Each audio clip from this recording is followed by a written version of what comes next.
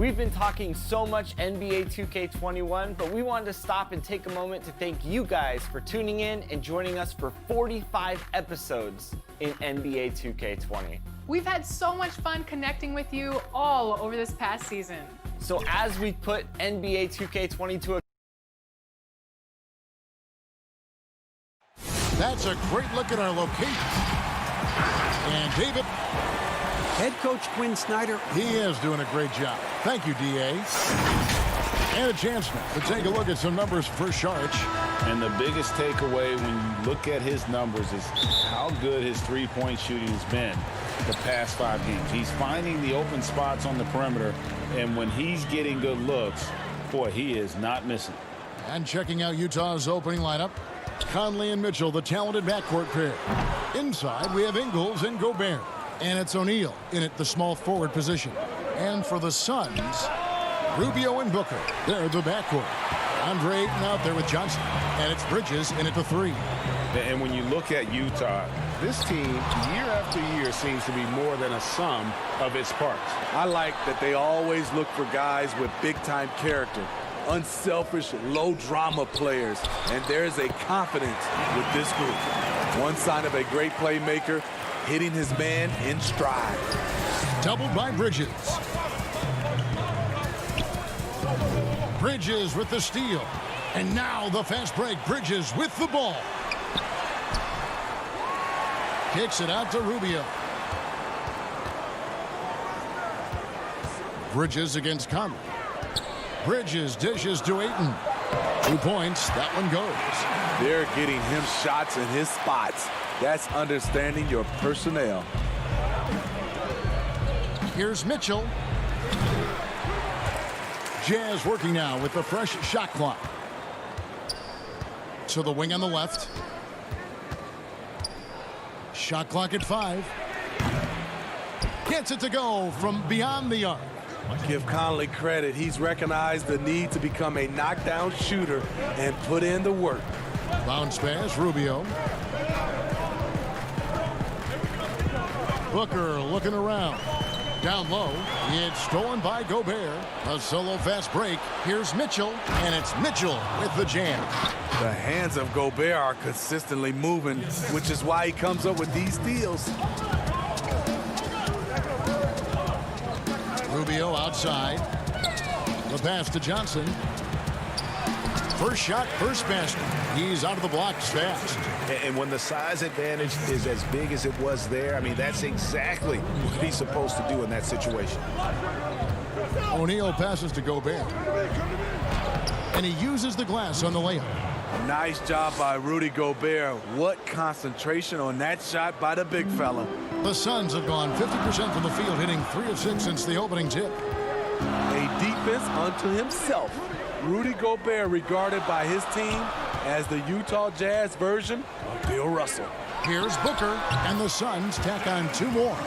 And this team looking to get him the ball and get him in rhythm quickly. Because he's someone that you lean on at the offensive end. Establish him early. Now, here's Ingles. 20 points for him last game against the Thunder in Oklahoma City. Yeah, and I look at his total effect on the scoring, both as a passer and a shooter. Incredibly productive. And Smitty, the standing reach of Gobert, 9 foot 7 inches. He's around the rim before he leaves his feet. Yes, Kevin, the most efficient shots in basketball are dunks and layups, and he makes them hard to come by. Here's Rubio. Michael Conley making his last shot. And Ayton throws it down. I think this is Rubio's greatest trait. I love to watch him move the basketball, and so does his coaching staff. So Utah going with an almost entirely new group here. Ed Davis is checked in for Joe Ingles. Coach Niang comes in for Royce O'Neal. Clarkson, he's checked in for Donovan Mitchell. And it's Moutier in for Mike Conley. This is what you do when your opponent's trying to take away the 3 and the painted area. Passes it to Baines. Ayton against Gobert. Back to Ayton. It's stolen by Gobert. A baseline J. Niang, no good. The defense there got away with a major lapse. And Ayton throws it down. And dunking the ball is just second nature to Ayton. With the right positioning, he's a threat to throw it down. Now here's Moutier. Taking a look at his stats, he's averaging around 7.5 points a game. Clarkson against Carter. Clarkson passes to Gobert. Clock at 6. Shoots from 12. No good on that one. And Phoenix will come the other way. 3 seconds separate the shot clock and game clock. Here's Jerome. He's still scoreless so far in this one. Out to the right wing. Baines inside. Davis is there. Carter for 3. Gobert pulls it in. Here's Clarkson. And no good on the last second attempt this time. DeAndre, he has been the guy. During his tenure in Utah, Coach Quinn Snyder has quickly earned the... Very lucky to have a coach like that. Coach Snyder doing a terrific job with his team. Just a great tactician, and he's clearly got his guys buying in to his message. Welcome back, everyone, to the second quarter of play here on Noche Latina. Volanos. And from what we've seen, guys, from Phoenix, what do you guys see? Hey, why take jump shots when you can get your points at the rim? Especially at the start. You want to get something positive going and establish your rhythm. Aaron Baines out there with Frank Kaminsky. Then there's Carter. Then it's Dario Saric. And it's Jerome in at the point guard. That's who's out there for Phoenix. Up again. Gobert pulls it in. It's Gobert with the ball for the Utah Jazz. They come into this one following a loss to the Thunder. And plenty of contact on the shot. So 2 free throws coming up. Great for the Phoenix Suns with a franchise-high 9-year playoff drought. There is pressure on this team to find their way out of that long rebuild. And their moves on draft night, they raised some eyebrows. They've got some young talent, but can new coach Monty Williams turn them into a winner? Long-suffering Suns fans certainly hope so. Baines inside. Davis is there. And he goes strong with the one-handed jam. Oh, just solid on the one-handed slam. And guys, when it's a tight ball game like this, he's the guy they want with the ball. Now, here's Clarkson. 9-point game his last outing. This one for 3. Kept alive. Here's Gobert. Doesn't go for him. For Phoenix, they've gone 1 of 3 to start out the second quarter. Saric dishes to Baines. Pass to Jerome. Fires the 3. And Davis pulls it down. Utah shooting 43% from the floor. And Moutier throws it down. Good job of stepping up to the plate there, seizing back the momentum for his team. That's the competitor in him. Close game. Let me have this one. Okay, well, let's check in with David Aldridge, who's reporting from the sidelines. Well, Kevin, coming into the 2017 draft, Donovan Mitchell wasn't sure he was ready for the NBA. Mitchell said, "I worked out in the summer with Paul George and Chris Paul. They were the ones who convinced me to keep my name in the draft. They said, look, you're good enough. Just go out there and show it." Kevin, through a couple of seasons in Utah, that's exactly what Mitchell has done. He has made an instant impact on the NBA and the Jazz. D.A., thank you. And Rubio kicks to Bridges. Back to Rubio. Good ball movement here by the Suns. Booker the pass to Bridges. And trying for the go-ahead basket. It doesn't go in. Jazz have gone 2 of 6 in the field in the second quarter so far. And his teammates call him old man, say he looks like a 40-year-old farmer, but Joe Ingles, Smitty, much more than meets the eye. You know what, Kevin? He's a star in his role. He's gotten better and better. He's a guy who can impact winning on a nightly basis. Here's O'Neal. Devin Booker picking up that last basket. Mitchell kicks to Ingles. Knocked loose. Back to Mitchell. Over Booker. And it's Mitchell missing. Wow, that's one you just kind of assume is going in. Tough luck. Booker finds Kaminsky. Good. And a nice assist from Booker. And now a 3-point Suns lead. And guys, they continue to put a lot of pressure on the interior defenders with their work down low. Here's Mitchell, and he could not get that one to go. A lot of contact, and he'll go to the line for 2. Really a sponge. Donovan Mitchell watches a ton of film, accepts coaching, and applies it. A big part of his rise to stardom. Ayton, he's checked in for Frank Kaminsky. And the early success of Mitchell speaks to his ability to absorb and take coaching. Yes, credit that coaching staff, putting him in position to succeed, helping him also to develop.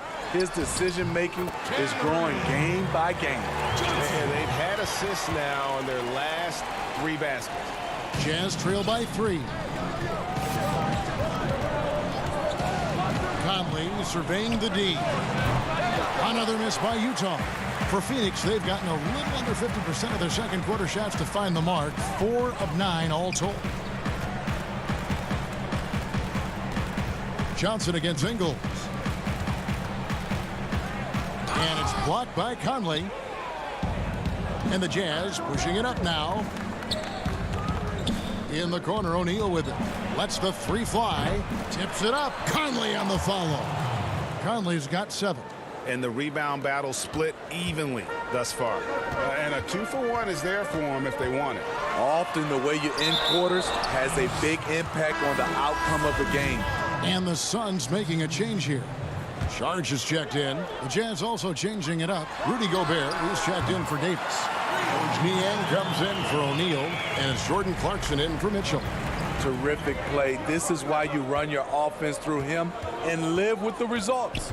It's 9 seconds separating the shot clock and game clock. Here's Ingles. He can't hit that time.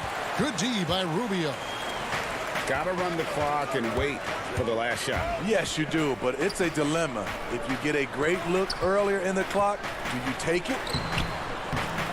The shot by Sharge, no good. He got it up. And the last second attempt doesn't fall. And a close game so far through the first 2 quarters as we reach. Thanks so much, David, and we'll step away briefly, but get you right back out here for the start of the 3rd quarter. The 2K Sports Halftime Show. Hey again, everybody. I'm Ernie Jump. A tremendous start for DeAndre Ayton. He had 9 points and 1 rebound. Thanks for joining.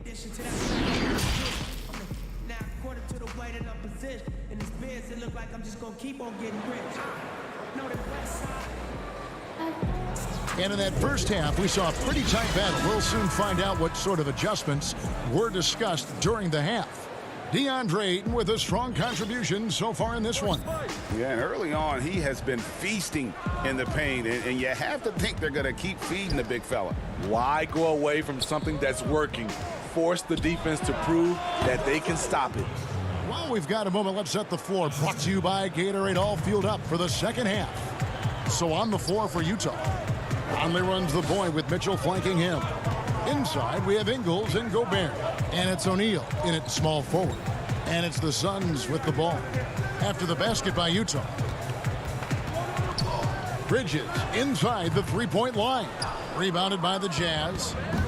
Gobert's got 4 rebounds now tonight. And Smitty, as tough as they are on D, the Jazz have been middle of the pack offensively. How do they improve there? You know, GA, they can be a top 10 offense. The 2 things that have held them back are turnovers and poor free throw shooting. And the call on the shot that sends him to the line. Michael Conley picks one up. Smitty, here's an interesting question. Over the next 5 years, which player wins the most MVP? You know, I think it's Giannis. He's looking like the favorite right now because the way he's playing, he has a possibility to win the MVP now. And then I think also because of his age, he's the one guy. And also Anthony Davis could catch Giannis. He has that type of talent. His performance today has just been so important. What a luxury to have a guy that's that dependable. Now here is Carter. Still getting warmed up offensively. No scoring yet from him. Baines passes to Johnson. From the stripe. No good off the back of the rim. Jazz have gone 3 of 3 from the field since halftime. Ingles kicks to O'Neal. For the lead. No good that time. And Phoenix will come the other way. After hitting 3 straight, they finally missed one. But you can see the rhythm coming out of the half. They have yet to hit a shot, a real slow start here in the second half. Here's Mitchell, and there's another one for the Jazz. Firing on all cylinders here in the third. Only 1 miss in 5 attempts. Conley against Carter. Goes up on the wing. Utah with the rebound. And I'm sure next time he sits down, coach is going to have a few choice words for him with that shot selection. And you know what? He knows it. You have to try to play within the system or you're going to come away with empty possessions. Now, here's Mitchell. 8 points for him. It's good. Mitchell's got the lead up to 4 now for Utah. And defensively, they are on their heels every time the ball comes inside. Carter, the pass to Booker. The dish to Johnson. Back to Booker. Over Mitchell. And again, it's the Suns missing. And it's Utah's ball. Big stretch here going 10-2. Releases. It's good. At that basket, he's now 5 for 9. And all second half, they haven't gotten stops with any consistency. And at 6'3", Donovan Mitchell able to play shooting guard or point guard. What do you think is his best position? You know, Kevin, he will tell you he can do both. Versatile enough to play and defend multiple positions, but I like him at the 2-guard position. On the wing, Mitchell. It's in there. Conley with the assist. 14 points for Donovan Mitchell. And this has been a great job of just getting into the middle of that defense and really scoring effectively from the paint. Now, here's Bridges. He's averaging just around 8.5 points a game. Mitchell wide open. Again, the Jazz score. What a turnaround for him since the half. More aggressive and more effective. Booker finds Carter. Bridges against Gobert. Here's Carter. Johnson right side. And foul on the shot, so he'll get a chance at the line. Nice work to get it inside and draw the contact. First trip to the free throw line for him in this one. An okay season at the free throw line for him so far, sitting right around 76%. And Utah making a change here. Ed Davis is checked in for Gobert. Coach Niang comes in for Joe Ingles. Jordan Clarkson, he's checked in for Royce O'Neal. And it's Moutier in for Mike Conley. That one good for 2. Rubio's got his first bucket of the night. Changing gears, mixing up the pace. This is where Rubio shines. Yep, it counts. And the Jazz lead by 6. Every time they get scored on during this run, it's come from inside the paint. Jerome passes to Kaminsky. Johnson surveying the floor. Pass to Kaminsky. Here's Saric. Misses the shot. And so it's the Utah Jazz with a 6-point lead at the end of the quarter. And now we have a moment to reveal our State Farm assist of the game. And the definition of teamwork right there, guys. I mean, what great communication between them, and what a beautiful feed.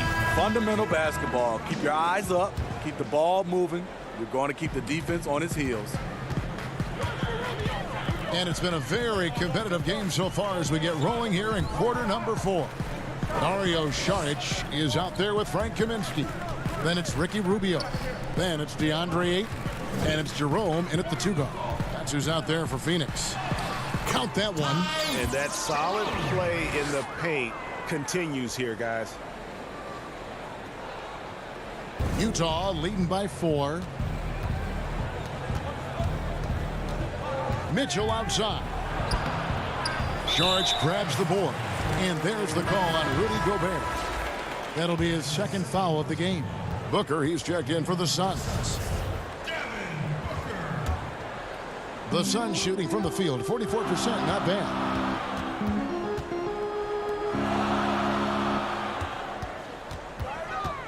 Back to Rubio. He dishes it to Kaminsky. Shot from 12. And he overshot that one, missing. And so it's Moutier with it. He'll bring it up for the Utah Jazz. 4-point game. Following this one, they get to host the Pelicans. And that's the first game in a string of 3 straight at home. Ever since halftime, he's had his eyes on the basket and just crushing it right now. And Booker kicks to Rubio. Saric passes to Kaminsky. Makes it off the glass. And that's about the worst defense I can imagine a team playing coming down the stretch. And I love the play call. This is where you get the ball into the hands of your closers, where they can do something with it. Here's Moutier. Frank Kaminsky making his last shot. Kicks it out to Mitchell. Fires from deep. And that one is off. So Phoenix will take it the other way. And Rubio gets it to go on the assist by Kaminsky. And his competitiveness showing through. That's an aggressive finish. He is just unwilling to settle. He gets right to the rim and makes sure they come away with points. Moutier finds Gobert. Played in with a nice touch off the glass. And the Jazz lead by 4. And offensively, they seem to have turned a corner. Saric passes to Kaminsky. Some nice ball movement here by the Suns. Booker with it. Now defended by Mitchell. Mitchell against Booker. Right wing. Phoenix needs to get off a shot. Ayton. That's good. It's Rubio with the assist. Rubio's got 4 assists now tonight. Gobert dishes to Clarkson. Kicks it to Moutier. He feeds it to Gobert. Got a piece of it. Puts it up from 15. And no good. Trying to use the glass. Suns have gone an outstanding 4 of 5 from the field in the 4th quarter so far. The pass to Rubio. On the wing, Booker. Covered by Mitchell. Booker the pass to Kaminsky.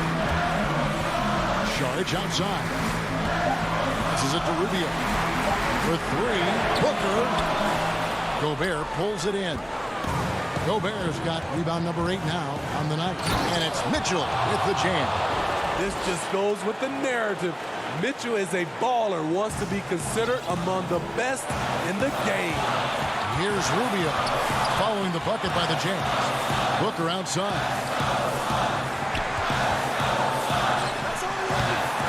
Rebound, Utah. Mitchell outside. And it's Mitchell with the jam.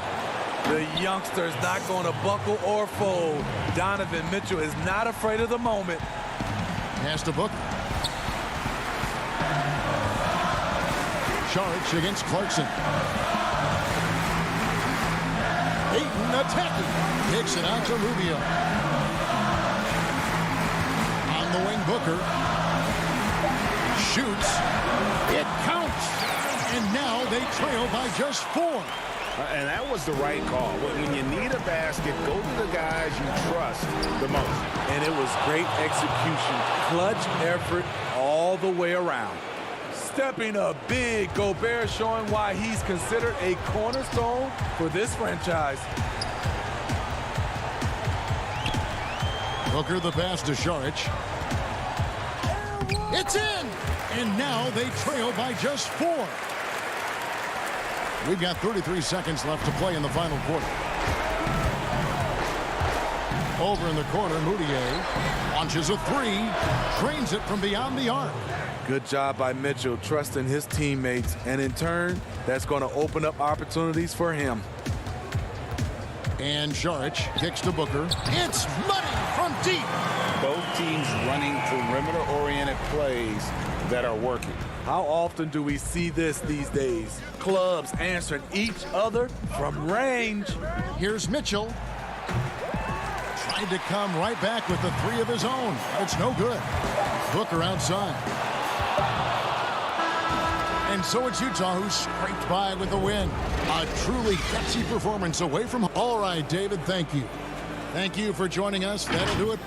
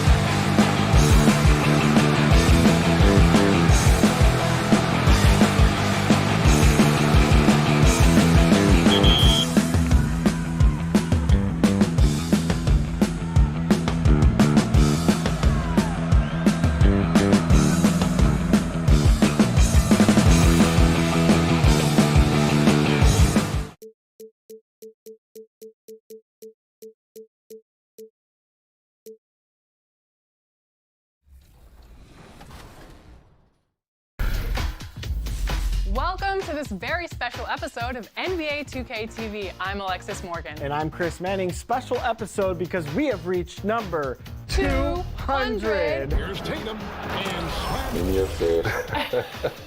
You play 2K All the time. You act.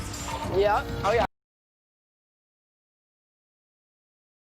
And the player introductions are wrapped up. The start. Hi, everyone. Thanks for joining us on DA. Take it away. Well, you're right, DA. A big lift for their offense. And he defends, too. As we approach the playoffs, let's now take a look at what's shaping up in the West. You look at the Jazz, advantage in one series. And, of course, the Thunder, right on their heels and with their sights set on gaining ground. Right now for the Jazz, this hasn't been the breakout season that many were predicting, but they're still very much in the hunt for a high postseason seed, and that will keep them focused here during the season's final stages. Well, the goal is very defined. They have to have a strong finish to the season and make sure they get home court advantage for at least the first few rounds of the playoffs. So here's Oklahoma City's starting group. Gallinari and Adams, the combo out front. Gilgeous-Alexander out there with Chris Paul. And it's Dort in at the 3. And for the Jazz, inside we have Ingles and Gobert. Conley runs the point with Mitchell flanking him. And it's O'Neal in at the 3, the small forward. Well, he's capable of making you pay there, Gilgeous-Alexander, in a nice rhythm. And with the summer's acquisition of Mike Conley, Greg, the Utah Jazz hoping to make a step in the West. And really, Mike Conley, their best point guard since they traded away Darren Williams back in 2011. Alongside Bogdanovich, a big upgrade offensively, and he can hold his own on the defensive side as well. Tries again, and it's Adams getting it to go. Adams has got his second bucket tonight. Well, Steven Adams always working the offensive glass, strong and aggressive in there, and gets that second chance hoop. Here's Mitchell. Buries it down low. Well, a good start here. That's Trey for Trey, and that's Spanish for 3. Right. Paul against Conley. And the officials will call the illegal screen right there. Beyond the leaning, you could see his feet more set on that screen. Easy call. Gotta hold firm or you're gonna get a call. Now here's Mitchell. 11 points for him in that last game against Oklahoma City. And guys, in addition to that scoring, he was absolutely tenacious on the defensive end. A complete two-way game for him. Finished with 3 steals, I think, and that was a difference maker. Looking for Gobert. He gets it there. That shot off the mark. Now Oklahoma City takes it the other way. This game coming after a loss against the Jazz. That's a 2 from Paul. Rebounded by Donovan Mitchell. Not sure what the D was doing there. Clearly a breakdown. You can ill afford to give a guy like him that good a look. The Thunder have gone 3 of 7 from the field since we've gotten underway. A nice shot by Gallinari. When you have a guy like Gallinari run the court and you're expecting them to pull up for the 3, he can also fast break and get the layup.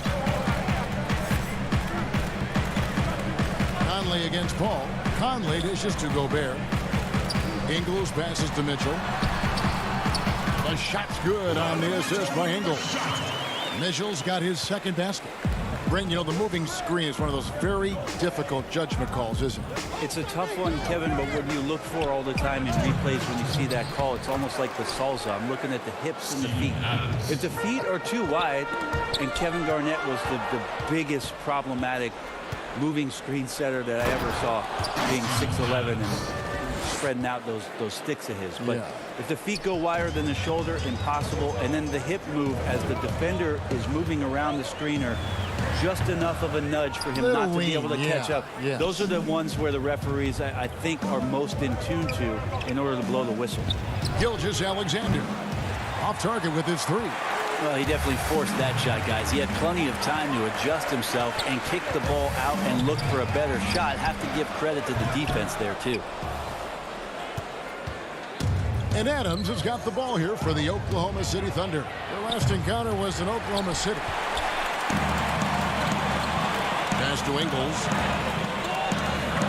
Conley with the 3. The Jazz again can't hit it. This has not been a good quarter right here. Shot has been off the mark, and now it looks, Kevin, like he's pressing a bit. Well, you like guys who can work that in-between area, really keeps the defense honest. Oh, man, that is just easy for him out there. At his size, with that kind of touch, that is money. Here's Mitchell. Gallinari making his last shot. Another miss by Conley. And there hasn't been anything easy for him in this period. No, I haven't seen him in comfortable spots, or at least spots we've seen in this offensive set that are allowing him to settle in. If he's going to keep shooting, they've got to run some plays for him. Screens, pick and rolls, anything they can do to get him started. This is to Gobert. Gobert double teamed. 6 on the shot clock. Here's O'Neal. Off the mark there with the three-point shot. Gallinari inside the three-point line.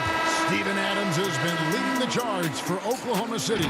He made his mark in a big way on the boards in that quarter. We'll return shortly. Chris Ball talks about the matchups he faces at the point. The toughest position in the NBA night. And CP3, one of the most competitive players in the game. It's an obsession with him, and you can see how hard he gets after it every time he takes the court. And thanks again for tuning in. If you're just joining us, we've played through one quarter of action so far. And let's quickly break down the game we've seen so far from the Thunder, guys. Yeah, in that first period, they looked to push in transition at every opportunity. It felt like they knew that there were openings in transition and just wanted to keep trying to feed that, get out quick. So for Oklahoma City right now, Noel is out there with Mike Muscala. Then there's Dennis Schroeder, and it's Ferguson in at the 3 spot. Now here's Diallo. He averages a bit over 6 points a game. Can't cash in from close range. For him, it's harder to miss that shot than it is to make that shot. I think he was anticipating a bit of a bump there. He's looking for Noel and finds him over Gobert. Poke loose. And that's how you want to see defense played. Got right up in his face to bother the shot. That's going to make any scorer uncomfortable when you get that aggressive. Now here's Davis. Back to Moutier. And no one near Clarkson as he lets it go. The basket good off the assist from Moutier. Like to see more of that from Clarkson. Just get more consistent from the three-point line. Steps up and knocks that one down. Nobody near Schroeder. Nailed from three-point land. Schroeder's got 5 points so far. Now here's Gobert. Real disappointing game for him in that loss to Oklahoma City. Here's Davis, and Utah again with the bucket. And their shots are falling now with more regularity than we saw at first. Schroeder passes to Diallo. Here's Ferguson, and out of bounds as Utah gains possession. In the first few seasons in the NBA, not an easy time for Terrence Ferguson. Young wings have their ups and downs, but the franchise still very much believes in his talent. Robertson, he's checked in for Diallo. Now here's Schroeder. He had 27 points last game and slam dunk by Noel. And trust me, Dennis Schroeder would love to score the basketball, but his ability to set up his teammates is also effective. And with Ferguson, the fans can be hard on him. They're expecting more. But, Greg, it's going to take time for him. You know, Ferguson has already made big strides with his defense. The shot and consistency will come, but the fans will have to be patient with him. Here's Schroeder. Rudy Gobert picking up that last basket. From deep three-point range, and it's Schroeder missing. Utah has gone 1 or 2 on three-pointers here in the second quarter so far. And Davis can't get it to go. Yeah, better than giving up the layup. You want to go in there and use the hard foul. They did it there. That's aggressive attitude defensively. Here's Ferguson. No points in the game yet for him. The pass to Robertson. Here's Ferguson. He's guarded by Davis. Ferguson's shot is good. Well, Robertson, a nice job that time distributing the basketball, and a dependable player in these offensive schemes if he does that.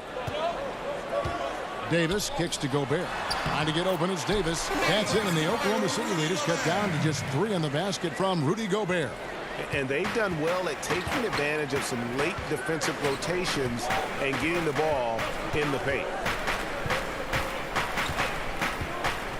Here's Ferguson. Great D that time from Davis. And the pressure he put on that shot forced the miscue. Those are all the little things about effort there. He just gets out there and contests, and that's just enough. That's just a lapse right there. No matter what, somebody has to be there and get a hand up in the shooter's face. Offensive rebound. Here's Noel. And that basket's going to count, folks. Gets the goaltending call right there.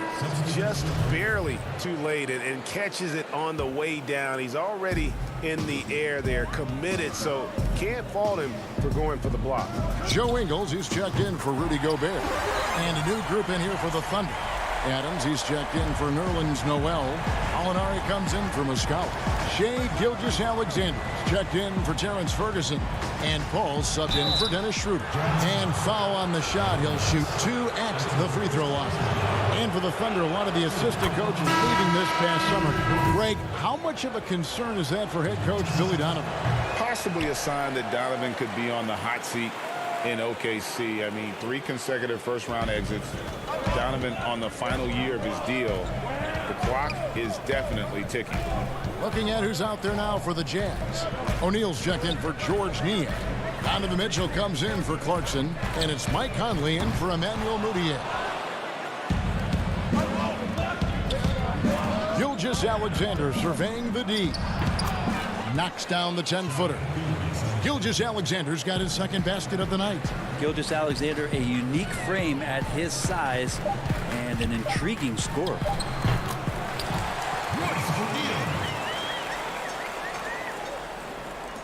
Got it up. And that shot was up in time, but doesn't go in. So a tie game here as we finish the first half. Thanks so much, Dave, for the great interview. Don't go away, folks. We'll be back for the second half. It's the 2K Sports Halftime Show. Utah found themselves in a close game in the first. They were unable to ever build a big lead in the first period. And that'll about do it as we get...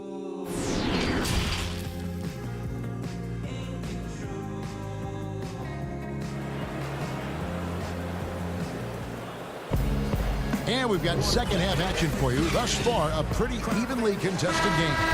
We're seeing a tremendous game from Steven Adams. And those extra chances mean so much. And he has shaped the game with the way he's been pulling down those offensive boards. And the team appreciating all of that dirty work going on. His activity has been phenomenal. Our second half of basketball, and presented by Gatorade. Let's see who's all fueled up and on the floor to start the third. So on the floor for Utah. Conley runs the point with Mitchell flanking him. Inside, we have Ingles and Gobert.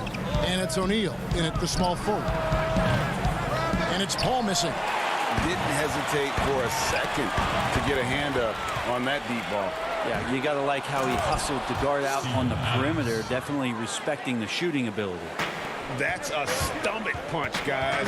Turn it over and give him a free run to the bucket. Oh, you're so right. No question who has the momentum now. Execution with pace. That's a bad turnover that simply was telegraphed. Greg, some folks suspected Conley might be moved when Memphis had a shot at drafting John Morant right before the draft. That deal took place. I tell you what, he looks to be a great fit in Utah. Can be that third star the team needs to push them to the next level. Utah had to give up a fair sum to get him, but it was worth the risk. Well, you might think at 6'3" in shoes, Donovan Mitchell is undersized for the shooting guard position. But his combination of strength and length, along with the athleticism, help him to hold his own. Diallo, he's checked in for Oklahoma City.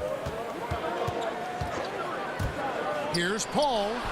The putback, he hangs in there and cashes in on the second chance points. Well, we've seen that movie a few times, haven't we? An easy bucket in the paint. Pass to Ingles. And stolen by Diallo. And here we go. Fast break. Paul's got it. He's such a savvy guard, easily getting the foul call on those type of shots. And he's got his first free throw of the game. And, you know, guys, he had a big game at the free throw line in their last out. Both free throws good from Paul. Just solid. Really one of the very best there is at the free throw line. Mitchell passes to Conley. Third quarter of play with just over a minute and a half gone by. Now, here's Mitchell. Gilgeous-Alexander covering. And there's Gobert putting it right back in. And the Jazz lead by 1. We'll see if they can finally hold on to a lead. It's been back and forth all night. Well, you can tell they really want to increase this lead. They can't keep letting them take it from them. Now, here's Gilgeous-Alexander. With an average of around 19.5 points a game, his scoring has been a constant for them. Not quite enough defense. That time around, just lucky he was off. Basket counts. And it's a 3-point Jazz lead.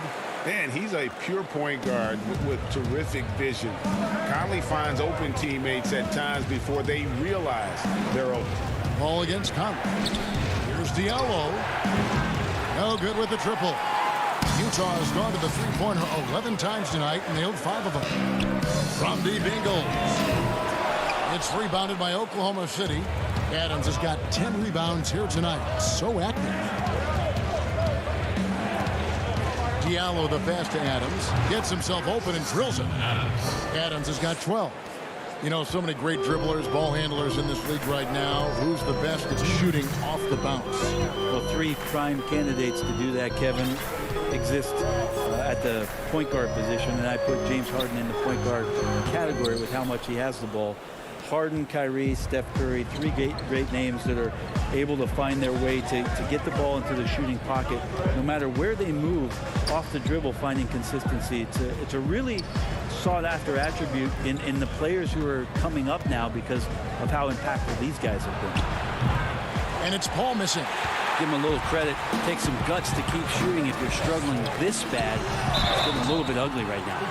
And the Utah Jazz, not exactly a magnet for big-name free agents, Greg, but for their young star, Donovan Mitchell, it has been a perfect fit. You know, they needed a scorer. He's played big minutes from day one and really thrived in that role.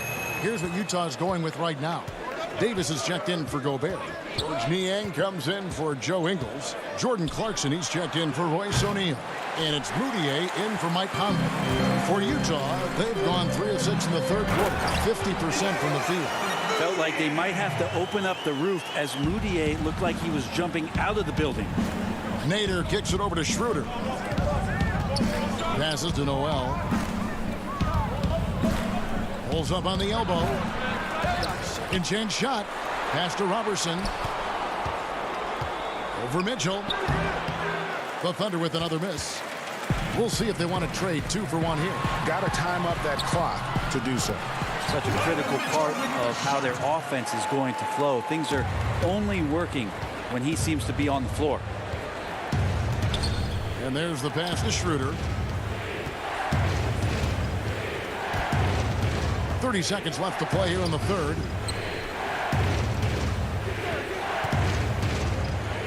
This one for 3. Offensive rebound. Great positioning on the putback. That is really good work there on the offensive glass. And really the smart thing would be to hold for the last shot. Every second right now is valuable to you. That should be their strategy. Here's Noel. The lead pass was put in just the right spot. Now just a 2-point Utah lead. Great to have Noel active like that, proving how dangerous he can be on the inside. That concludes the third quarter. It continues to be an exciting neck-and-neck game. Jazz lead by 2. And we're just moments away from the start of the fourth quarter. Stay with us. In a moment now as we take a look at our State Farm assists of the game. Yeah, a terrific, unselfish play right here. Set up his teammate. And how about the setup this was? What an advantage if your off guard can make plays so valuable. tense quarters behind us. One more to go. Thanks for being with us as we begin the fourth. So the Thunder 5 right now. They've got Nerlens Noel. Dennis Schroeder is out there with Ferguson. And it's Mike Muscala. And it's Dort in at the 3 slot. And that one, good. Moutier's got the fourth quarter started here with a bucket for the Jazz. That's a great look inside for Moutier. Nice body control, and like to see him with those kind of looks. Here's Schroeder. Gobert pulls it in. Gobert's got 8 rebounds in this game. And stolen by Noel. Schroeder up top. He's covered by Clarkson. Pass to Ferguson. The shot's good on the assist by Schroeder.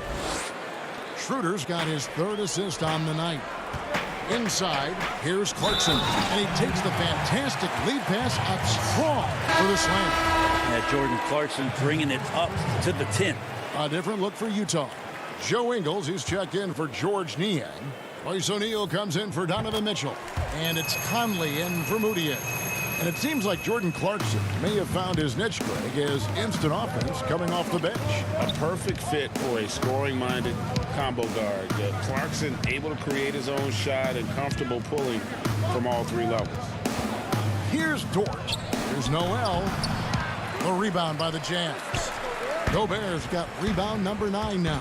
What an effort here tonight. Clarkson finds Conley. Gobert with it. Over Muscala. And it's Noel with the rebound. Thunder trailing by 5. And Dort gets it to go. Dort's got his first points of the night. The defense just way out of position there. No one there to contest the layup. Passes it to Clarkson. And a new group in here for the Thunder. Steven Adams, he's checked in for Noel. Molinari comes in for Mike Muscala. Gilgeous-Alexander's checked in for Terrence Ferguson. And Paul's subbed in for Dennis Schroeder. The Jazz again can't hit it. And so it's Gallinari with it. He'll bring it up for Oklahoma City. Oh, the lob to Gallinari. An emphatic alley-oop jam. And you could see him give a little nod and then just burst to the rim for the alley-oop slam. A pair of teammates, Greg, with a terrific feel for each other. Ingles in the corner. Lays it up off the glass. Ingles has got his first bucket in this one. And guys, all about hard work from this point on. They've worked hard to create that high-quality shot and then able to knock it down. Now here's Paul. Gilgeous-Alexander passes to Gallinari. Over Ingles. Bank shot, no good.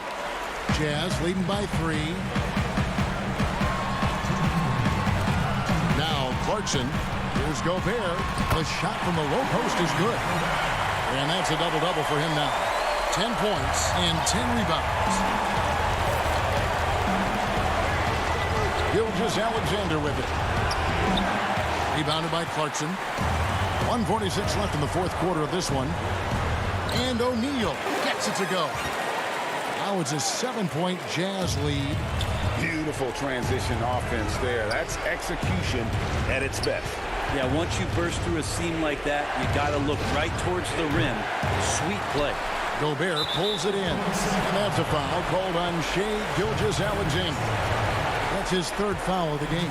Jazz have gone 5 of 7 from the field since the beginning of the fourth. Strong work at that end of the floor.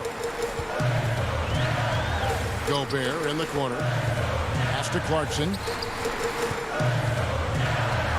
And 2 free throws coming up, unable to get. And so the coach's challenge here comes into play.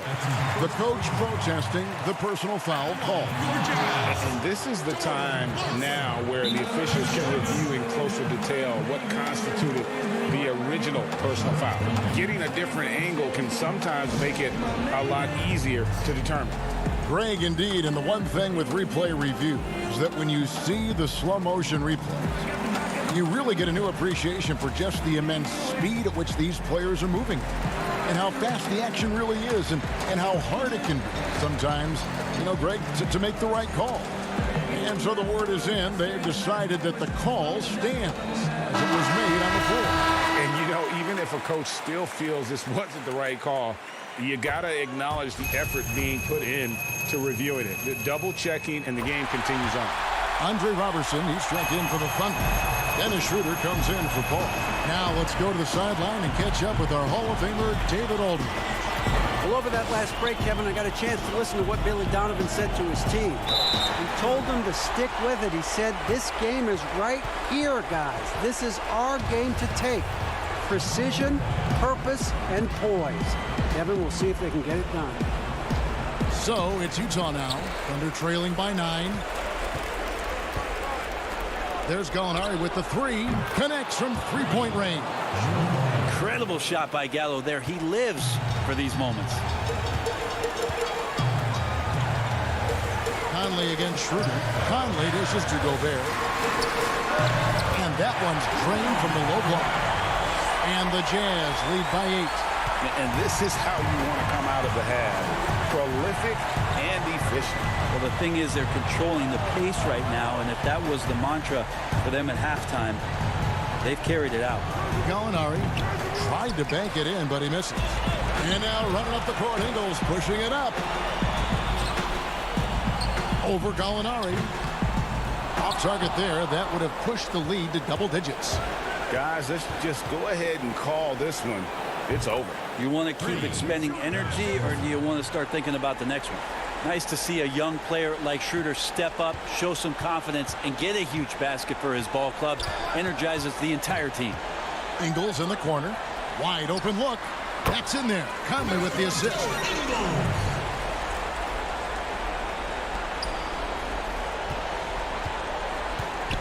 Gallinari outside. And Robertson has it in the corner. Here's Gilgeous-Alexander. That's good.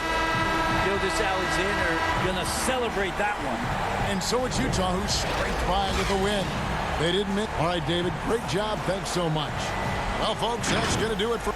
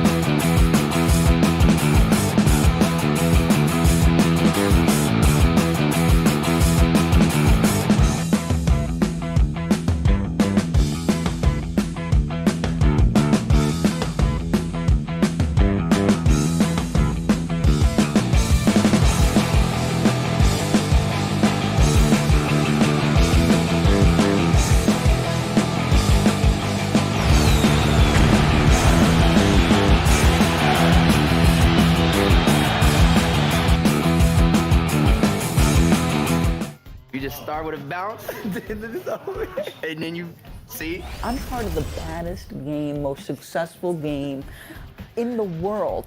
I went to Portugal this year, and the young tour guide goes, "It's Doris Burke from 2K." It wasn't. From the plains of Oklahoma, welcome high above downtown Oklahoma City. It's time. DA, it's all yours. Well, guys, since Devin Booker's been in the pros, he's been able to show his ability. He's doing it all, DA. Thanks. And let's check out a breakdown. Looking at some stats for Ayton. There's been a drop-off in the rebounding numbers. He seems to be getting out-muscled on the glass in a way we didn't see earlier in the season. His last 10 games, the totals have taken a huge hit. So the opening lineup for the Suns. Rubio and Booker, they're the backcourt. Johnson is out there with Ayton. And it's Bridges in at the 3, the small forward. And for the Thunder, Gallinari and Adams, the combo out front. Gilgeous-Alexander out there with Paul. And it's Dort in at the 3 spot. I think the player most closely identified with the Phoenix Suns the last 3 years, obviously Devin Booker. You know, here's a guy who averaged well over 20 points. He can beat you with the pass as well. He's the piece that gives this team great hope for the future. Now here's Ayton. Devin Booker missing his last shot. Johnson down low. Gallinari covering. Johnson can't hit. And so it's Paul with it, bringing it up for the Oklahoma City Thunder. And what's astounding, even with Booker, the Suns have been last, Doris, in three-point accuracy 2 straight seasons. Yeah, and I think that speaks, Kev, to the roster construction. You need floor spacing to win games, and it can't be from just one guy. This franchise knows that. They just haven't been able to yet solve the problem. And look at how quick he was to bite on the pump fake. Left his feet way too soon. Here's Ayton. Plays it up and banks it in. Well, DeAndre Ayton should own the paint. Nice touch there. For Oklahoma City, they've gone 1 of 3 for the field to start this one so far. Here's Paul.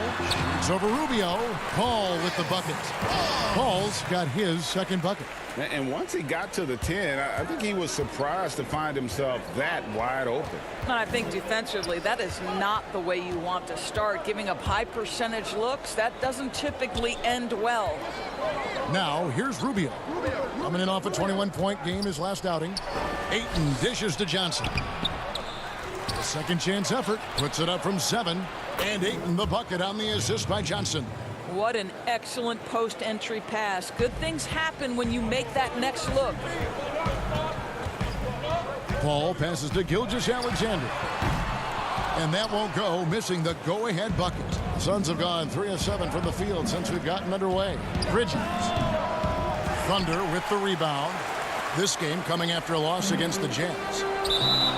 And you look at the way Steven Adams has developed his offense the last few years. It's been a huge boost for this team. He has always been a great defender, but now he is an important cog on this team in terms of scoring. And Oklahoma City making a change here. Noel's checked in. Saric checked in for the Suns. And slam dunk by Saric. Well, what I love is the aggressiveness of Dario Saric, making sure he leaves no doubt. Paul passes to Noel. Rubio against Paul. The 19-foot shot. The putback. It's good on the putback. Boy, the strength and the activity of Steven Adams makes him a force on the backboards. Rubio the pass to Saric, and the shot goes in. And with Adams in his offense, you forget how young he is. And big men, sometimes they just take a little longer to find their path in the NBA. And Adams has certainly found his. I remember him being in mostly to screen and rebound when he was a rookie, but look how far his game has come. Paul kicks to Gilgeous-Alexander. 5 on the clock, and the pass to Adams. And it's Devin Booker with the rebound. Nobody even close to him, and he can't believe he doesn't knock it down. And Ayton throws it down. Ayton uses his length to his advantage. No doubt on the dunk. It's stolen by Adams. To the middle. Here's Gallinari. Bridges with the board. Those are chances. Almost always you can rely on him to get you 2 points, but the D just enough to keep him out of rhythm. And so it's Paul with it, bringing it up for Oklahoma City. They trail by 6. They went to Phoenix for their last meeting with the Suns and came out with a win. Yeah, it was a narrow win, but in that last meeting, I think foul trouble for the other side may have really just tipped the scale and allowed them to escape with the W. Oh, no doubt. Playing aggressively, forcing the action, that often works in your favor, and it did the last time around. Just 1 second between the shot clock and game clock. Adams, the pass to Gilgeous-Alexander. All sorts of time. It's not going to go for him. Well, the defense flat out awful right there, and he couldn't punish them for their mistake. And so the first quarter is in the books. Suns lead by 8. Chris Paul, an elite defensive player, a student of the game. The steals thing is... You hear about the importance of watching film, Greg. It reveals itself in many ways. And learning guys' habits. What they like to do gives him a knack for when to go after steals without hurting his team. And hope you've enjoyed the broadcast so far. Halfway through the first half in this one. And from what we've seen, guys, from the Suns, what are you thinking so far? Playing inside out in that first quarter led to some high percentage shots in the paint. It is great when you can get that established early, because to me it opens up every other aspect of your game. And now, brought to you by Gatorade, all fueled up and ready to go. Let's reset our lineups. On the court for the Suns, Frank Kaminsky is out there with Sharch. Then it's Aaron Baines. Then there's Carter. And it's Jerome in at the point. Now Schroeder. He had a 27-point outing in their last game against Utah. He was also an excellent setup man as well. This guy was cutting the defense to shreds with incredible passing. Oklahoma City needs to get off a shot. And it's Noel missing. You almost have to assume he's going to knock those down when he is that open. Carter outside. And the rejection by Noel. We know Noel is a superb shot blocker. It may be his best attribute, Kevin. Controls the rebound and puts it back up and in. Just in a perfect position to grab that rebound and then get the putback. Here's Jerome. That one doesn't drop. So the Thunder will take it the other way.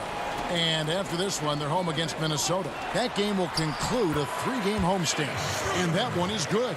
Doris, this game always evolving. Fascinating to see the players who drive that change with their unique talents find a way to do things different. Well, probably 2 guys currently that have revolutionized the way the game is played. Stephen Curry, with the incredible range he has on his three-point shooting. You've got to guard him as soon as he crosses the half-court line. And honestly, if the goal would be good from the other side of the half-court, he'd probably push it to out there.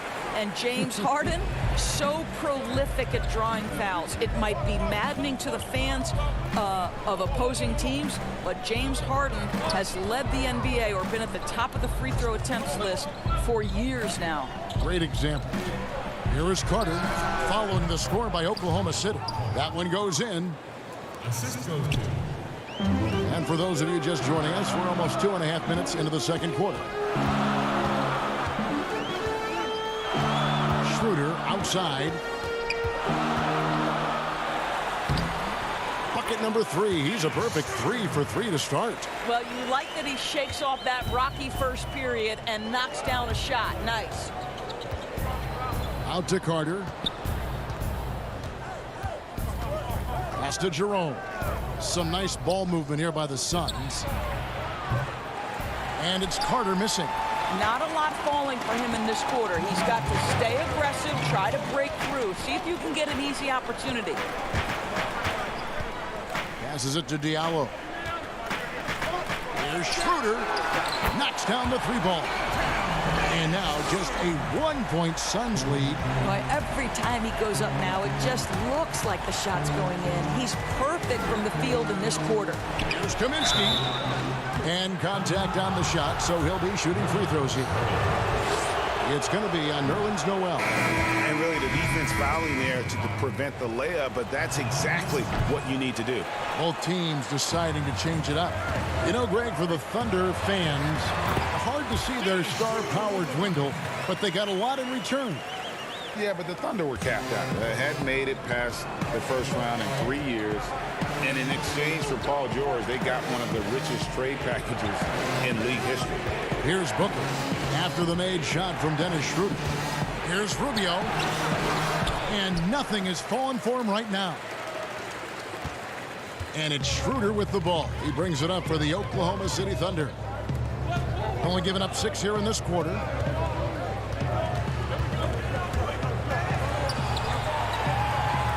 Robertson kicks it over to Schroeder. Over Booker. And now the fast break. Bridges with the ball. Comes up empty down low. Boy, he's at the cup, but that is tremendous defense. Prohibit the lay-in without fouling. Dort passes to Gallinari. The tray. Rubio with the rebound. Suns trailing. Here's Booker. And he drops in the layup off the glass. Well, he can do this now. Booker is not just a spot-up shooter. Very good with the ball in his hands. 3-second difference between shot clock and game clock. Robertson the pass to Schroeder. And again, no good by Oklahoma City. Well, they'll be happy with that look, even though it didn't fall. I think expect them to go back to it because that's the kind of shot this offense is designed to generate. A nice shot by Booker. These types of shots speak to the confidence of Devin Booker. Catch and shoot, no problem. And that'll do it for the first half. A competitive game zone. And now, the 2K Sports Halftime Show. Hey, everybody, welcome. A tremendous start for DeAndre Ayton. He had 8 points and 1 steal. And that'll do it for us.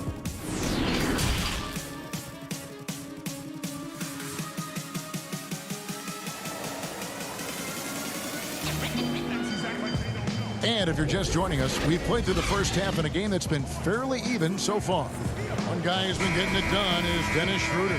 He had a fast pass to the lane that first half. Got inside on demand. Now, this guy is such a good finisher on the move, and so far the defense has not been able to counter it. Gallinari and Adams, the combo out front. Paul out there with Gilgeous-Alexander, and it's Dort in at the small forward position. That's the lineup in the game for Oklahoma City. Yep, it goes in, and the Suns' lead is cut down to just 1 on the bucket from Paul. Well, we're now on the back end of what has been, Greg, an incredible career for Chris Paul. That's no longer the undisputed best point guard in the game, but still a top talent.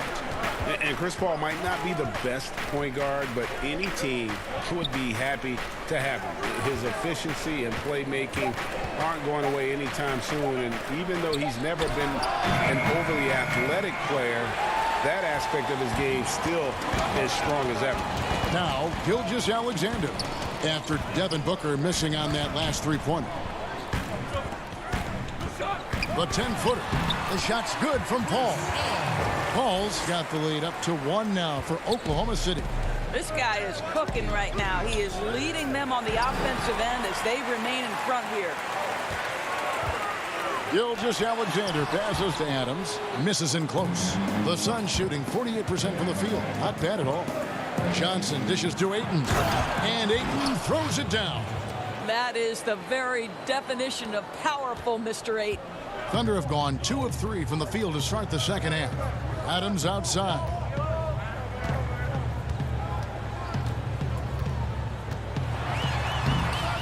Another shot. Paul looking over the floor. Gallinari up top. For 3. No good on that one. And Phoenix will come the other way. 2 minutes into the second half of play now. Gilgeous-Alexander with the steal.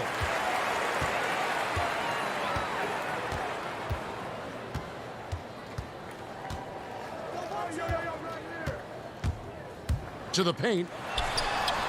Great pass to set up the lay-in.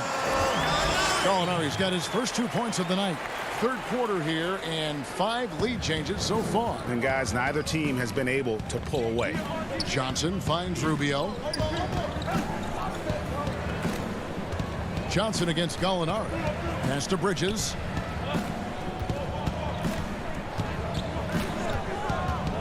Just 5 on the clock.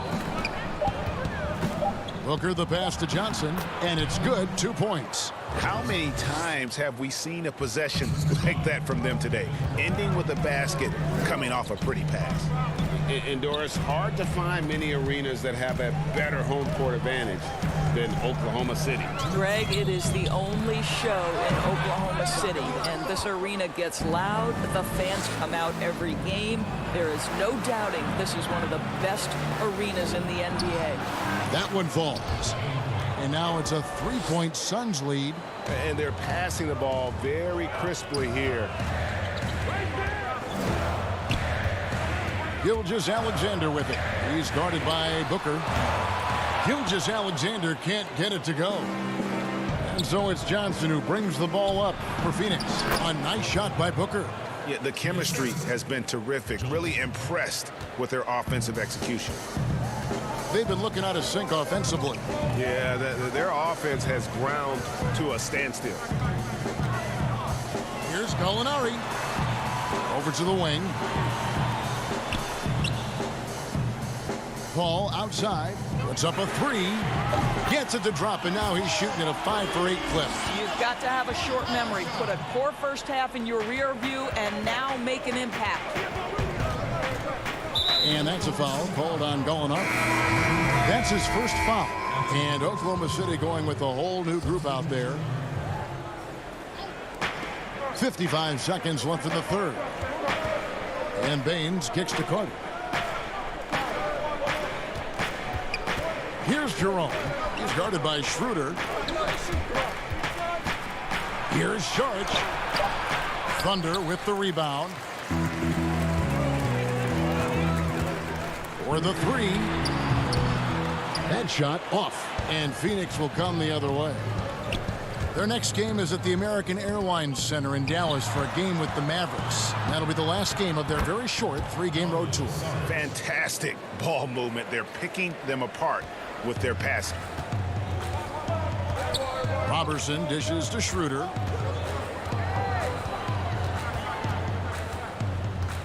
Back to Robertson. Pulls up. And that one no good to start him off on the night. And that's going to do it for the third quarter. Suns lead by 4. And coming up is soon. And let's take now this moment to bring up our State Farm assist of the game. And definitely deserving of the prize tonight. How about the read he made here? Looking like a point guard with the pass right on the money. Greg, he's got the size to survey over the top of the defense and find the open man. That was beautiful. And with 3 quarters behind us, we start the fourth quarter in what is still anybody's ball game. On the court now for the Suns, getting going here in the fourth. Frank Kaminsky is out there with Aaron Baines. Then there's Carter. Then it's Dario Saric, and it's Booker in at the 2-guard spot. Well, the Dennis Schroeder show is cooking on all cylinders right now. The defense has no answer. An intentional foul committed, but for what purpose, Greg, I'm not sure. It's a scene of confusion right there. I can't imagine why he thought it was a good idea to foul there. Diallo, he's checked in for the Thunder. And it goes down 2 points. And the Suns lead by 7. Well, it's 6'6". Let's remember, Devin Booker has enough size to feel confident on the interior. Now here's Diallo. Good D by Booker. A slight advantage for them in the rebound department, but that oftentimes is all it takes. Well, this has not been his finest hour, but give your teammates some credit for doing the job of stepping in. Muscala finds Schroeder. Carter pulls it in. Suns leading by 7. And there's Saric on the assist by Kaminsky. 8 points for Dario Saric. Great teamwork, punctuated by a strong finish. Going right to the rim, which is where you want transition opportunities to end. Diallo inside. Carter on him. They get it back. Robertson the pass to Noel. Oklahoma City moving the ball around. Shot clock at 6. Launches it. Hands it from downtown. You know, we talk all the time about how important it is to have bigs who can stretch the floor. An example there. Carter with the bounce pass. Booker outside. Back to Carter. He kicks it to Baines. Schroeder against Carter. Another 3 for Phoenix. 3-point shooting since the half has been about as good as you could ask for. And it's Schroeder in the corner over Carter. He can't get that one to fall. And Phoenix will come the other way. There's the feed to Baines. Good, nice job down low. And now an 11-point Phoenix lead. Of course, you can't help but notice that teams are shooting earlier in the shot clock. One theory being the faster you shoot, the more possessions you get. Well, and the numbers would speak to that. No doubt, Kevin. And the reality is, for announcers and for fans, that breakneck pace makes it more exciting for us. One NBA coach told me this past year that your field goal percentage in the first 10 seconds of the shot clock gives you your best opportunity to make it.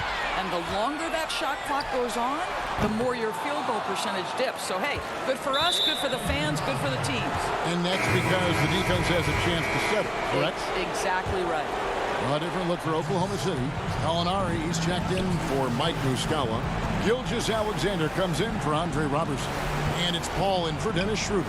Phoenix also making some changes. Ayton, he's checked in for Aaron Baines. Bridges comes in for Kaminsky. And Ricky Rubio subbed in for Carter. Ricky Rubio makes great use of the mid-range. This is right in his comfort zone. Now, here's Gilgeous-Alexander. He's tightly guarded. Chalk up 2 there. This guy is a pick-your-poison kind of player. Very hard defensively to cover all your bases with him. And Rubio kicks to Booker.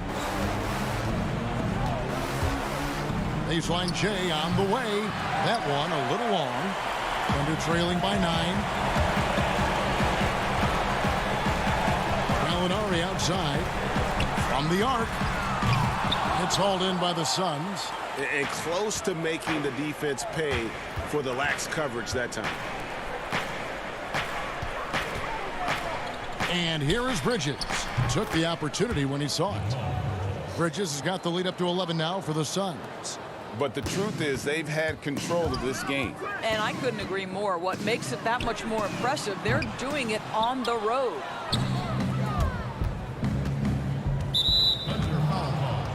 Chris Paul. That's his first personal foul at the line of the Suns. And he knocks down the first one. That's so much that Rubio gives you. The last thing that has to come to me is the range shooting. The Suns making a switch here.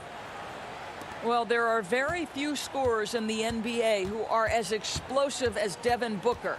Boy, when this guy finds his rhythm, he can take over a game from just about any part of the floor, and there's nothing the defense can do about it. Muscala, the pass to Ferguson. And it's Ayton with the rebound. And Rubio kicks to Diallo. And the baseline jumper, no good. From deep. Misses. And so it's Phoenix easily grabbing this one. And in the win, a comfortable win in what was, I think,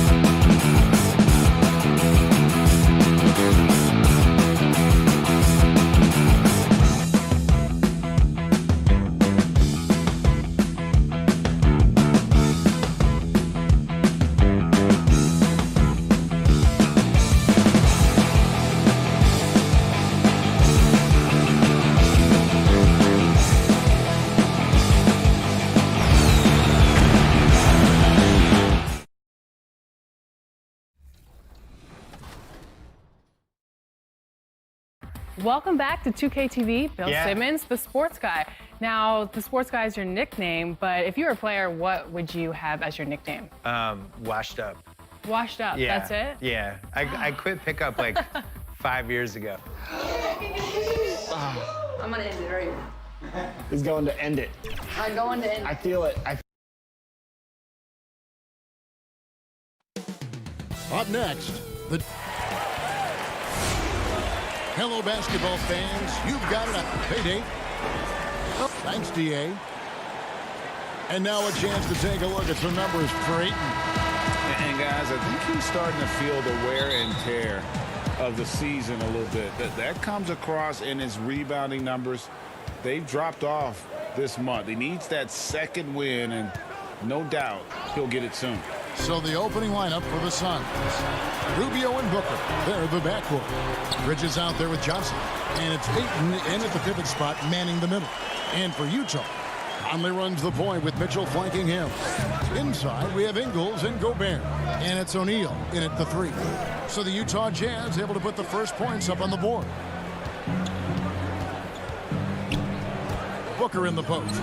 Over by Conley. No good from Booker. And you look back at that 2013 draft, just call it the year of the sleeper Euros. Giannis Antetokounmpo taken 15th, and this guy, Rudy Gobert, selected with the 27th pick. Now here's Booker after Mikal Bridges missing his last shot. With the tip. Goes up with it again. And that one's good, Ayton. And using that 7'5" wingspan, putting it back off the mist, one of Ayton's specialties. Tries again, and the layup is up and in. And once he got to the 10, I think he was surprised to find himself that wide open. Wow, that's a defensive breakdown. Can't do that against good scores. Gobert can't hit. And, you know, Greg, hindsight always being 20/20. But Greek Freak and Gobert probably go first and second in that 2013 draft. Yeah, and Steven Adams probably top 4. The common thread, all of them play a hard-nosed style. Not something that's always associated with foreign-born players, but they're erasing that perception. Rubio finds Ayton. Back to Rubio. There's the triple. The shot, no good. And Utah the other way now. They come into this one following a loss to the Thunder. Count that bucket. Well, this is where Conley operates best naturally. In the paint, creating for others or himself. Conley against Rubio. Here's Johnson. Rudy Gobert with the rebound. And his pure defensive effort changed that shot from an easy one to a tough one. And you know, technically, it's a high percentage look, but this is why we play the game. Was there any steal in the 2017 draft bigger than Donovan Mitchell? My goodness, guys, Utah looks like they found a franchise player with him. I mean, to see a player his age come in and just be an elite scorer is impressive. Very explosive in transition, but also in the half court. Reminds you a bit of Westbrook or a young D-Wade with how he plays. And the basket by Ingles. Few players in the league do a better job of finding the open man than Mike Conley. And Ayton throws it down. These are the fundamentals we're always talking about. Excellent bounce pass. Conley, the pass to O'Neal. Shoots over Bridges. O'Neal misses. And the whistle blows. It's going to be on Michael Conley. That is his first foul of the game. And the Jazz with some changes. George Niang comes in for O'Neal, and it's Clarkson in for Mitchell. Phoenix also making some changes. Aaron Baines, he's checked in for 8. Sharch comes in for Johnson, and it's Carter in for Ricky Rubio. Now here's Conley. Devin Booker missing his last shot, and he goes in for the dunk. That's why you never quit battling on the offensive glass. And that's a nice reward for his effort. The flush, perfect. Working hard, beating everyone to the ball. He does this night in and night out. It's going to be out of bounds. The Suns will retain possession. Ed Davis is checked in for the Jazz. Moutier comes in for Michael Conley. And the Suns making a change here. Count it. It looked like the defense just flat out froze out there. Clear breakdown in communication to allow that easy bucket.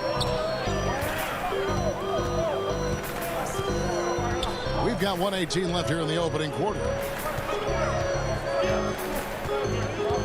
Clarkson taking his time here. It's hauled in by the Suns. They're moving on after the tough loss they took at the hands of the Blazers. And defensively in that one, they needed to come up with big stops to quiet that crowd, and that's obviously easier said than done. Yes, the other team is feeding off that enthusiasm. You have to try and match that energy. Kaminsky is checked in for Bridges. Jerome, no good. And I'm sure next time he sits down, coach is going to have a few choice words for him with that shot selection. And you know what? He knows it. You have to try to play within the system or you're going to come away with empty possessions. Here is Carter following the bucket by the Jazz. 30 seconds left in the first. From deep three-point range and out of bounds as Utah gains possession. Careless turnover. You lose focus for even a moment in this league. That's the result. It's Gobert with the ball for the Jazz. And it's Davis with the jam. And although an undersized center, more than making up for it with some serious hops. Jerome passes to Carter. Shoots over Clarkson. And it's Carter missing. Easy chance from mid-range. Wouldn't be surprised to see them run that play again. And here's Gobert. Can't hit from 12. At the end of one, a closely contested game so far. Utah.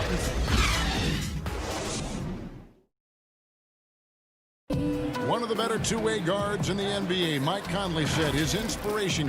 He was one of my favorite players growing up. I had Gary Payton. And you know, Conley, maybe not the size of Payton, but Greg, he's always taken the challenge defensively. And you can see how much of an influence the glove had on Conley. He plays a lot like him on that end. And close game underway so far. We'll see if either of these teams can jump out in the second quarter. And from what we've seen from the Jazz so far, what's your take? Way to set the table. Offensively, they dominated on the interior. They came in looking to attack from the get-go, willing to be physical and setting the tone. They've got Clarkson. Davis is out there with Gobert. And there's Emmanuel Mudiay. And it's Niang in at the 3 spot. That's the group for Utah getting going here in the second. Good ball movement here by the Suns. Here's Baines, defended by Gobert. And Baines kicks to Saric. 5 to shoot. Here's Kaminsky. And it's off the back rim. No good. And he rushed that one, no doubt about it. The D out of position, you could see the frustration on his face. Great defensive effort, just saved a basket. You know what? This is why you never give up on a play. You don't know what's going to happen. 2 open that time, made it look too easy. Baines has got his first basket of the night. When Gordon Hayward left the Jazz 3 summers ago, some expected a rebuild. Instead, they hit gold with Donovan Mitchell and kept on trucking. And slam dunk by Gobert. With that 7'8" wingspan, anytime Gobert gets the ball near the rim, this is what you expect. Jerome passes to Kaminsky. To the inside, the 8-footer, and Davis puts it in. Now it's a 6-point Jazz lead, and the heartbreak over losing Hayward. Short-lived, but the Jazz still needed to learn from it. Very important that the Jazz retain the stars they developed. I think there were some lessons learned along the way. For Utah, they've gone 3 of their first 5 shots to drop here in the second quarter. Here's Gobert. The basket good off the assist from Mudiay. Mudiyay's got 3 assists in the game. Here's Kaminsky. Gets that one to fall after missing his first 2. 1 for 3 from the field. And those are the kind of nice inside looks they've gotten here in the first half. Here's Gobert. Again, the Jazz score. That's the 10th straight point they've given up in the paint. Suns trail by 8. Here's Jerome. Kaminsky. Out to Sharch. Tries again. And the ball goes out of bounds. Last touch by Sharch. And look now at a few years worth of data. Some of the assist numbers under the microscope for Rubio. And the improvement he's shown as a passer is really noticeable. He's developed a much better understanding of how to spread the basketball around and how to keep the offense clicking. And he's a much better player because of it. Looking at who's out there now for the Jazz. Joe Ingles is checked in for Davis. O'Neal comes in for George Niang.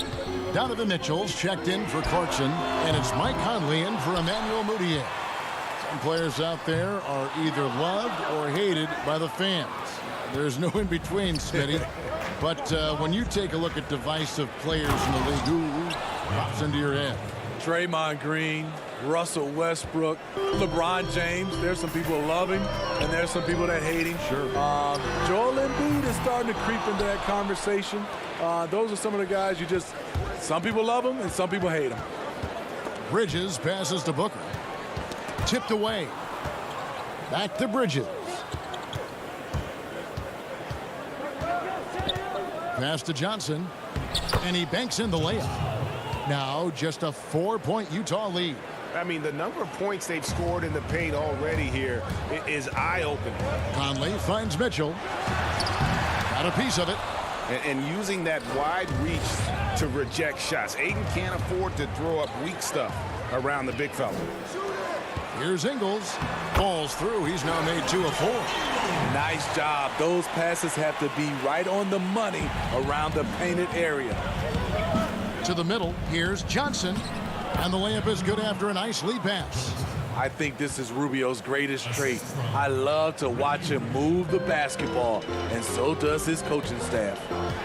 Now here is Conley. He's coming off a 13-point game against Oklahoma City. And it wasn't just the scoring. He also impacted the game on the glass. Terrific all-around effort. And he gets the whistle. 2 free throws coming up. It's going to be on Donovan Mitchell. Really the right play defensively. If you can't block, force him to the line. Both free throws good from Booker. Money from the stripe. He does a great job night in and night out. Conley inside the line, and he connects with the jumper. And the Jazz lead by 4.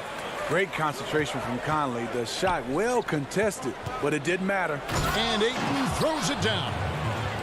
Nice there, getting the reverse. Love that. And the fans got a little bit of a show there. Guys, that one definitely had a little something extra on it. That shot misses. And that's it for the first half of action in what's been a very close game here. Jazz lead by 2. Thank you, David, and we'll be right back after halftime to start the third quarter. See you in the 2K Sports Halftime Show. Hello again. Utah found themselves in a close game in the first. At the end of the period, they held it 2 points. And that'll...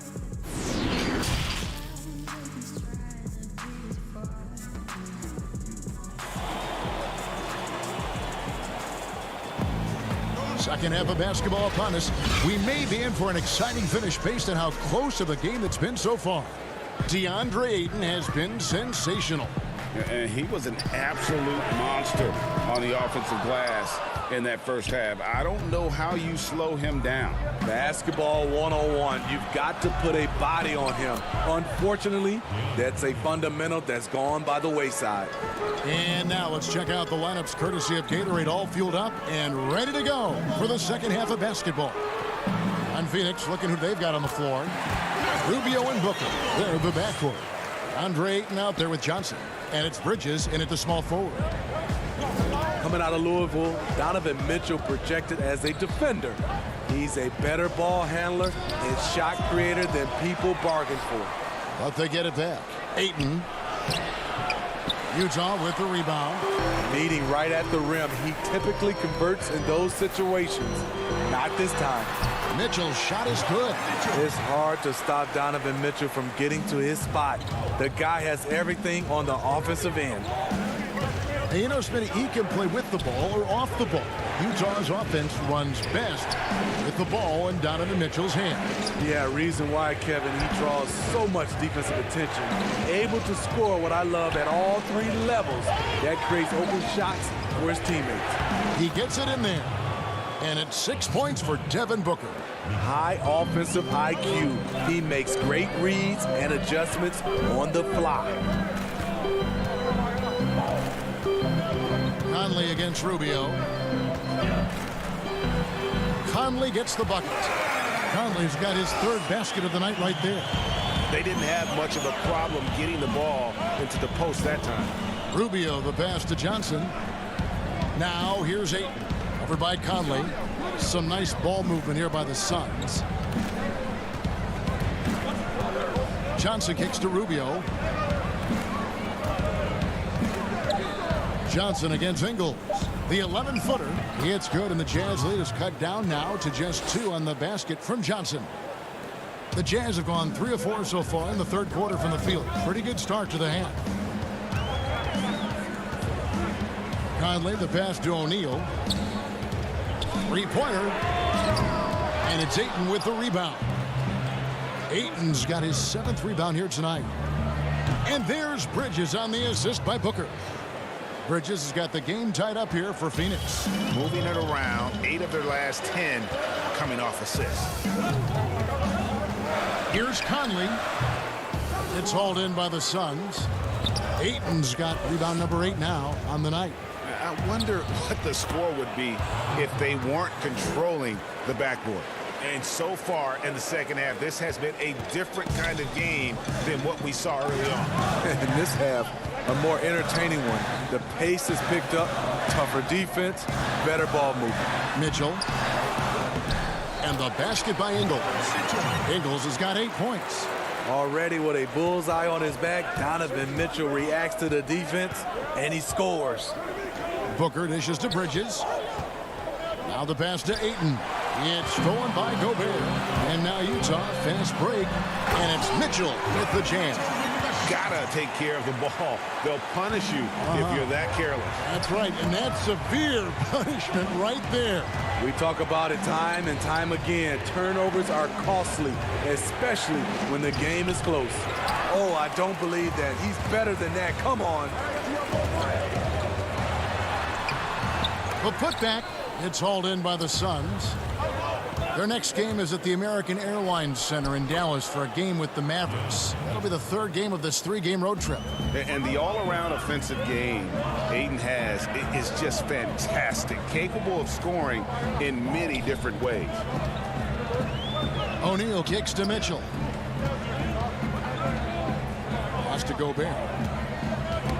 Knocks it loose. Just 5 to shoot. O'Neal passes to Gobert. Basket good. 8 points for him. And as Rudy Gobert has been adding bulk, he's only getting better at finishing through contact. Inside, here's Ayton. Whistle blows. Bucket is good, and he'll have a chance at the line to make it a 3-point play. So Utah going with an almost entirely new group here. Davis is checked in for Rudy Gobert. George Niang comes in for Joe Ingles. Jordan Clarkson, he's checked in for Donovan Mitchell. And Emmanuel Mudiay subbed in for Mike Conley. And for the Suns, Frank Kaminsky, he's checked in for Johnson. Charge comes in for Mikal Bridges. And it's Carter in for Ricky Rubio. Guys, we're not through 3 quarters of play, but 6 lead changes already in this one. Yeah, competitive, and I think we all can agree that we thought this would be the type of game that would come down to the end. Here's Carter. The offensive rebound. Saric, right side. Back to Carter. Jacks up a 3. Buries it from 3-point range. Carter's got himself on the board with 3 there.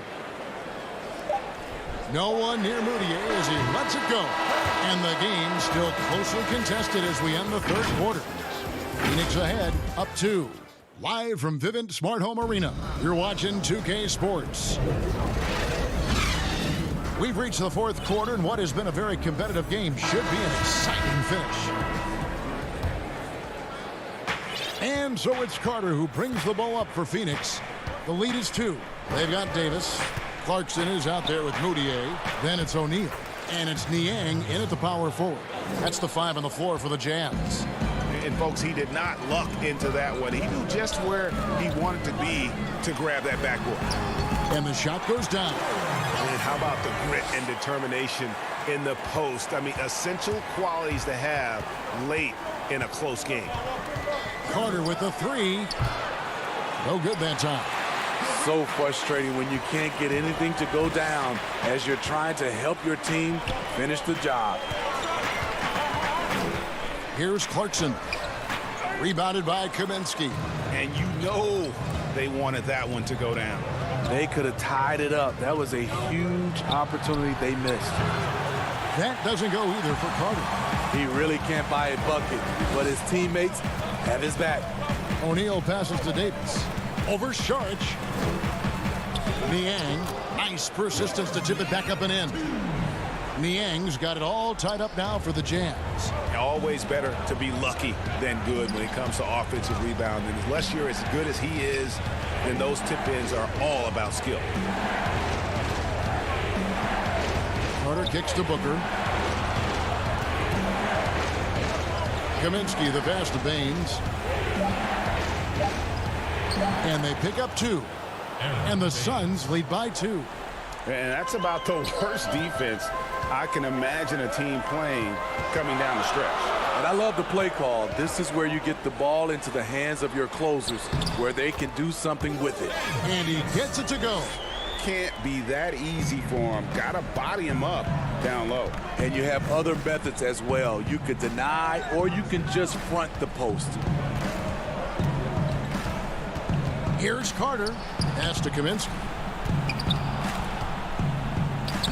Lays it up and banks it in. Kaminsky's got 4 points this quarter. Yeah, that's careless defense, though. I mean, he's one player you can ill afford to let run free. He just loves to be a money player in the fourth quarter. Back to O'Neal.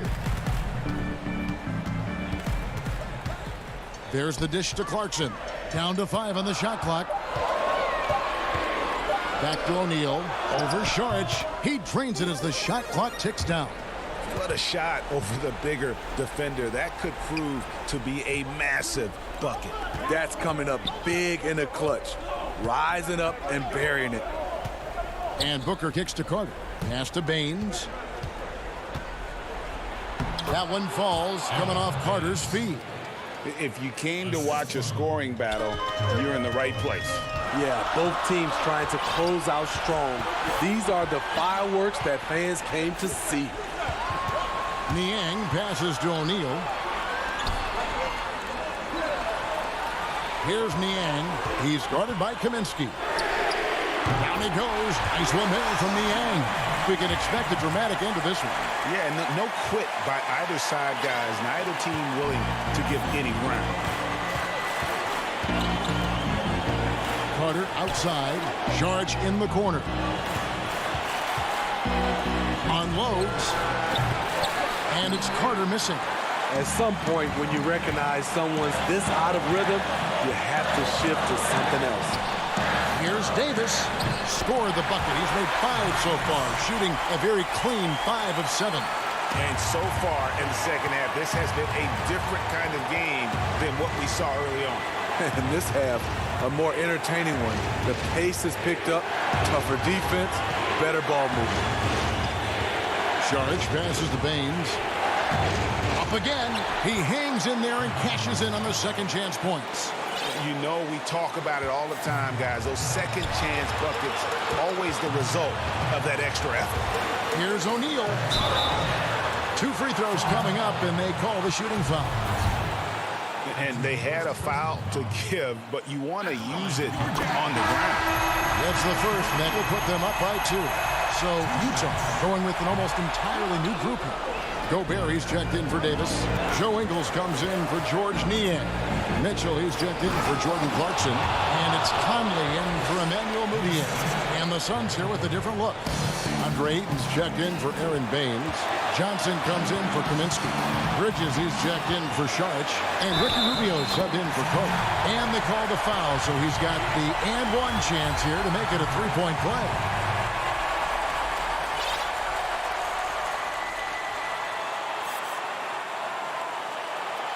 I love Donovan Mitchell's versatility as a scorer.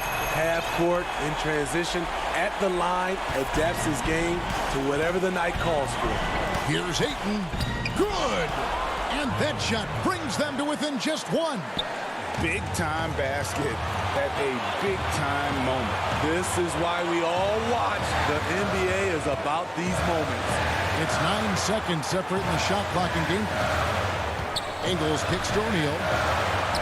Looking for Gobert. He gets it there. Over Ayton. It drops. Stepping up big. Gobert showing why he's considered a cornerstone for this franchise. Looking to tie it up with a big triple. This is where you want to run a play. Don't just walk it up and heave it. Well, check out that assist. That's a pair of teammates that are clearly on the same page. They foul intentionally. That's what they have to do at this point. Honestly, just doing what they have to in order to get the basketball back. He drops the first one, and that will put them up by 2. It's so good to see Mike Conley out there. After all the injuries, I just love how the offense runs with him at the helm. That's why you want him at the line when the game is close. He knows how to deliver in the clutch. And the Suns call time. They're trailing by 3. Just 2 seconds left in the fourth quarter. Chance now to recognize our Jordan player of the game, Rudy Gobert. He's put on a shooting exhibition for us here tonight. He's missed a couple along the way, but it sure seems like everything's been falling for him. The only way to keep him from converting is to keep the ball out of his hands. Yeah, he's in such a great rhythm right now. Makes sense to get him the ball any way you can. Let him decide whether to shoot it, whether to pass it. He's your catalyst right now. And that's going to do it for regulation. So we are headed to overtime. And we'll be back with you right after this. And now we get set for overtime in what has been a stirring contest. And it's going to be the Jazz off the tip. So the overtime period is now ticking away. Should be fun. All fueled up and ready to go to overtime basketball here. Brought to us by Gatorade. Let's check out who's on the floor. And Phoenix, looking who they've got on the floor. Rubio and Booker. They're the backcourt. Johnson is out there with Bridges. And it's Ayton in at the 5. How about that from Conley? The little guy taking it inside and forcing the issue. And Conley drops them both. So it's Rubio bringing it up for the Suns. Trailing by 2. Booker dishes to Johnson. Rubio right side. Passes it to Bridges. And the whistle blows. It's going to be on Michael Conley. That'll be his second foul of the game.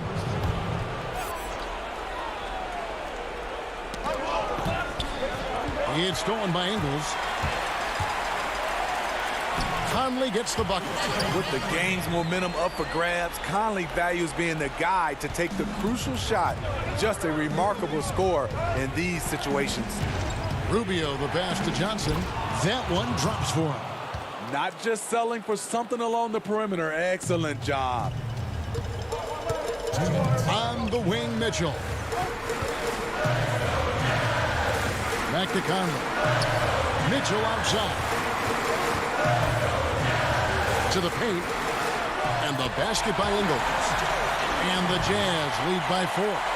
Hard to rattle. Ingles took the hard road to the NBA as the mental toughness to make big shots. With 3, Booker. And it's Mike Conley with the rebound. Low percentage shot from long range. Terrible decision, especially when you still have a chance to win this. Ingles finds Gobert over Ayton. Gobert can't hit. And the pressure he put on that shot forced the miscue. The rim protection at its finest. The result is the same whether you block the shot or simply change it. Those plays can make a difference in a game like this. Well, you know it's going to fire up, Greg, everybody on that bench. This is a close-knit group. They feed off one another's energy. O'Neal. No good that time. Now the Suns take it the other way. Money! He is a great kid. I'd love to see this from Aiden, stepping up in the big moment, letting his talent take over. There's the pass to Ingles. And a it's out of bounds. Utah able to retain possession here. Here's Mitchell.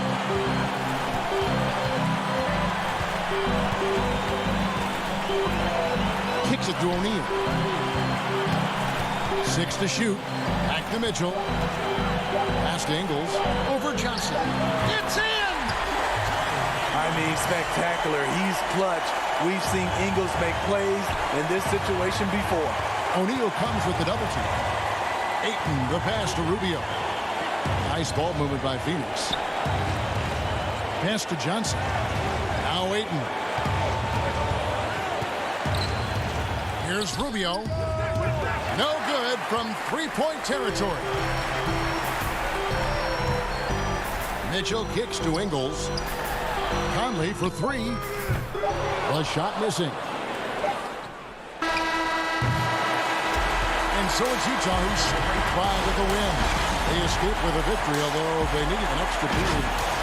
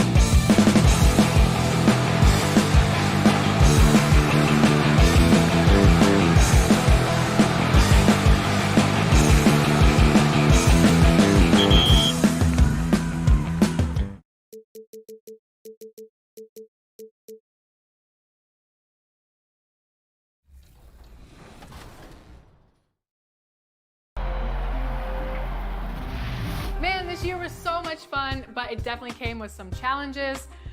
Thank goodness for 2K. That's right. In fact, it's been an honor for us to share our time and our episodes with you, the fans, the community. And the big news is NBA 2K TV is returning for Season 7. Yes, we're coming your way on September 4th. The Jazz couldn't have looked more confident as when they arrived. We're going to break in the action, so let's take a look at the West and how the teams are stacking up. Take a look at the Jazz. They've had a great season, and will look to extend that into the playoffs. And checking out Oklahoma City, right on their heels as they've got the next best record. And you know, for the Thunder, this hasn't been the breakout season that many were predicting, but they're still very much in the hunt for a high postseason seed, and that will keep them focused here during the season's final stages. Well, the goal is very defined. They have to have a strong finish to the season and make sure they get home court advantage for at least the first few rounds of the playoffs. And checking out Utah's opening lineup, Conley runs the point with Mitchell flanking him. Inside, we have Ingles and Gobert. And it's O'Neal in at the 3 slot. And for the Thunder, Gallinari and Adams, the combo out front. Gilgeous-Alexander out there with Chris Paul. And it's Dort in at the 3 spot. And so it's the Thunder getting on the board first. And out of bounds as the Thunder gain possession. Brent, at this point, perennial contenders sometimes coast through the final games of the regular season. Any danger that they can't hit that right button or flip the switch and get back into gear? When you hear analysts say that the playoffs are all about matchups, they are exactly right. You and I talked about this, Kevin, several years ago about going into the playoffs. Teams don't have to be hot. You don't have to be 10-2 in the last 12 games for your playoffs, because all of a sudden, if you're matched up against a team that's owned you all year long, your chances of winning that series are very, very slim. So it becomes just let's get in and let's find out who we're playing, and then we'll get to work. Uncovered at the rim, finding cracks in the defense here early on. Just really smart basketball and exploiting whatever holes that he's seeing right now in the defensive squad. Here's Dort. 8 points his last outing. Gilgeous-Alexander finds Paul. Can't hit that one. Having a hand up in your face makes such a difference to a shooter. Yeah, as good as you can do without getting a block there to defend. Of all the action happening there, Kevin, it's the assist that jumps out to me there. That's just a great look and a great setup for the bucket. Now, here is Gallinari. He had an 18-point outing in the last game against Utah. Let's just not forget about the work on the glass, Kevin. His effort level was a 10 that night out of 10. Gobert, the pass to Ingles. Gallinari with the rebound. My goodness, how about that miss? I mean, that's 2 easy points that they've just given away. Here's Gilgeous-Alexander. A 3-pointer off the mark. And that's a foul called on Shai Gilgeous-Alexander. That is his first foul of the game. Jazz have gone 1 of 3 from the field to start this one so far. There's the 3. Doesn't get it to drop for him. So the Thunder will take it the other way. This game coming after a long... Look at that. He's going to put that one in his scrapbook. Insane dunk. And now they're starting to rub it in. Build up a lead, and here we go, baby. It is showtime.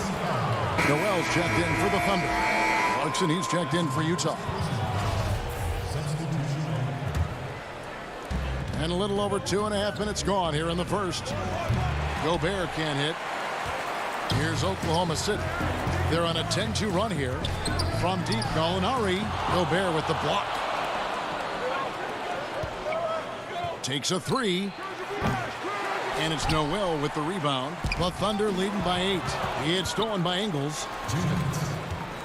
Gobert, the pass to Conley. To the right side.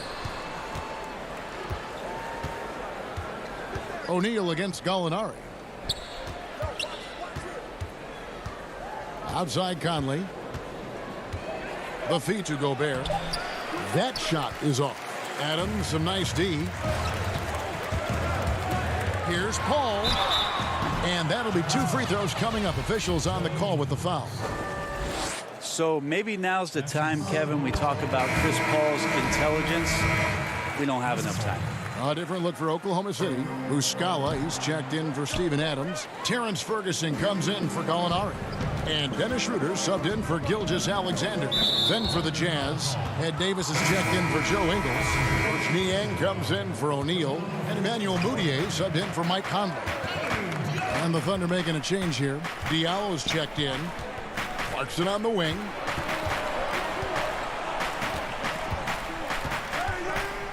Gobert in the corner. And the officials calling for a 3-second violation.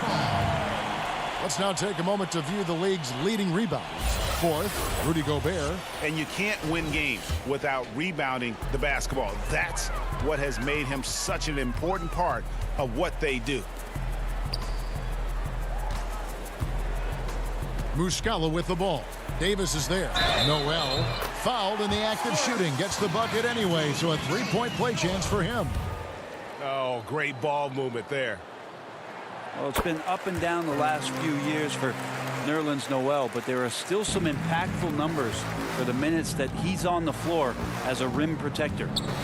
Now here's Gobert. Back to Mudiay. Kicks it to Gobert.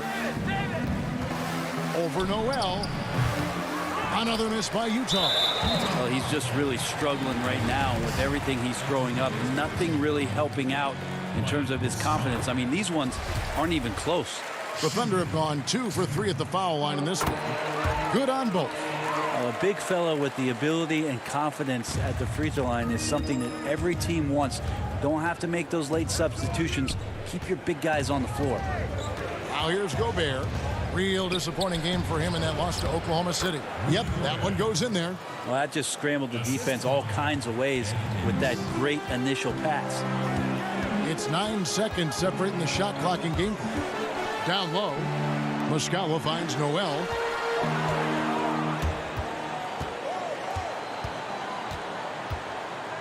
The pass to Diallo. Clock at 6. Shooter passes to Ferguson. And they force the shot clock violation. Great D. Now in the lineup for your Thunder, Andre Roberson. 9 seconds left to play in the first quarter. There's the steal. Here's Schroeder. And a double-digit lead on the scoreboard as we end the first quarter of play. Thunder lead by 12.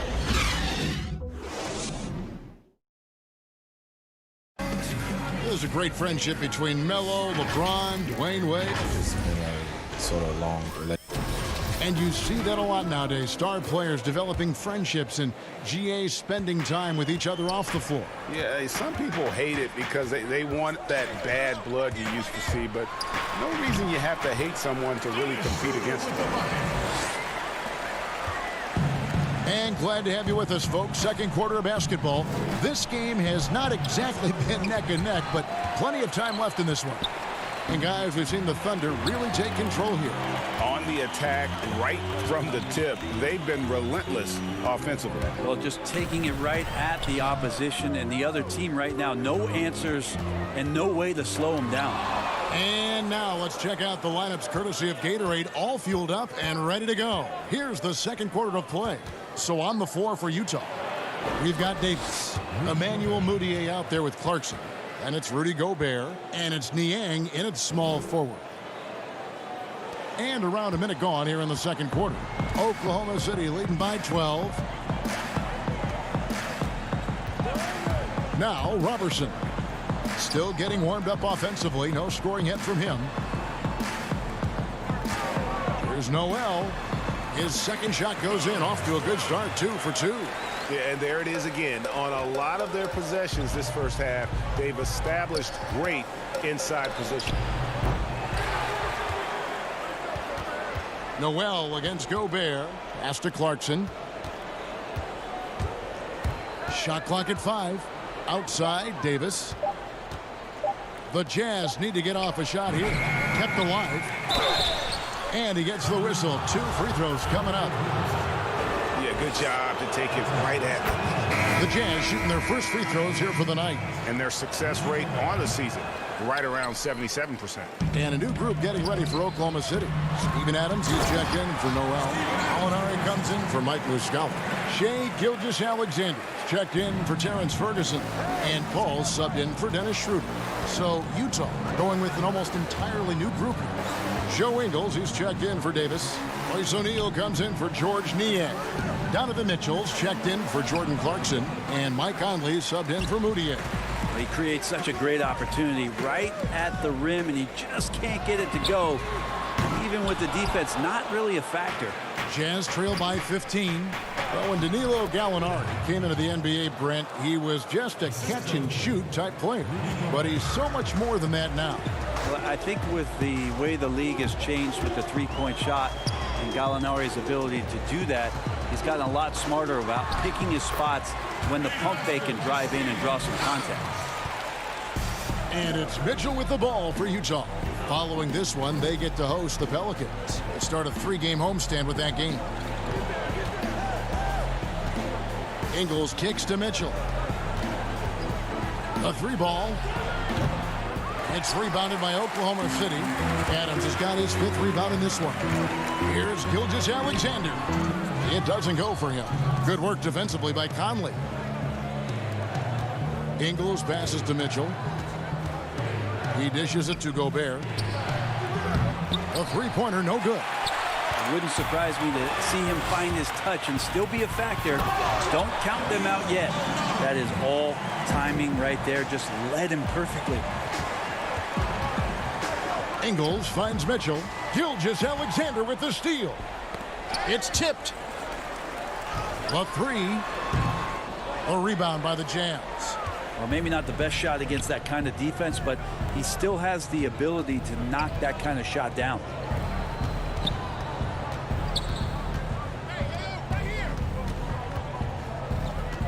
Now, here's Ingles. Not a lot of room. The putback. Great positioning on the putback. That is really good work there on the offensive glass. The Thunder leading by 15. Pass to Gilgeous-Alexander. On the wing, Robertson. Some nice passing by Oklahoma City here. And Gallinari throws it down. If you're gonna foul Gallo, make sure you really foul Gallo. Big mistake by the defense there. And the Jazz with some changes. Ed Davis is checked in for Rudy Gobert. And it's George Niang in for Joe Ingles. That free throw good from Gallinari. 46 seconds left to play here in the second quarter. Over to the left wing. Conley for 3. And no good that time. So the Thunder will take it the other way. Diallo with it. Now defended by Mitchell. Gallinari. And that one drops. Gallinari's got 7 now in this quarter. And they're forcing the ball inside, and it's working like a charm. Here's Davis. And the basket good. A bank shot that time. Well, here's a guy who has all the tools to be a threat inside. Davis still searching for his offensive consistency. Schroeder passes to Gallinari. And basket number 6 to his stat sheet. He's now 6 for 10. I mean, the number of points they've scored in the paint already here is eye-opening. Ball's knocked loose, and it's out of bounds. Utah able to retain possession here.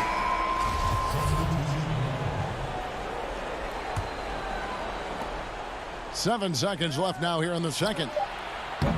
They get it again. I love the determination he showed there, getting himself into good position under the glass. With the presence of mind to know just where the rebound was going to come down. Well timed. So as we conclude the first half, so far fairly one-sided. Oklahoma City. It's the 2K Sports Halftime Show. Hey, welcome back to 2K. We saw Danilo Gallinari lighting it up in the first half. He had 14 points, 2 rebounds, and that.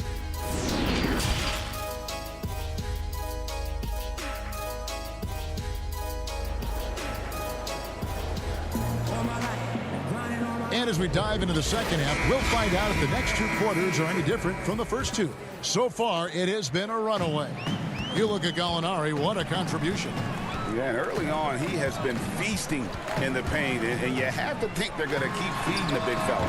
Oh, man, pouring it on right now, and why wouldn't you? Gallinari and Adams, the combo out front. Gilgeous Alexander out there with Paul, and it's Dort in at the 3, the small forward. That's Billy Donovan's 5 as we get going here in the second half. Well, a missed box out and an easy tip in, but it's because of the activity as the ball is going up, Kevin, finding yourself in the right spot, just using some effort. And Gallinari kicks to Gilgeous Alexander. Takes it from 10, Adams. And a great assist by Gilgeous Alexander as that one goes in. Adams has got his second basket of the game.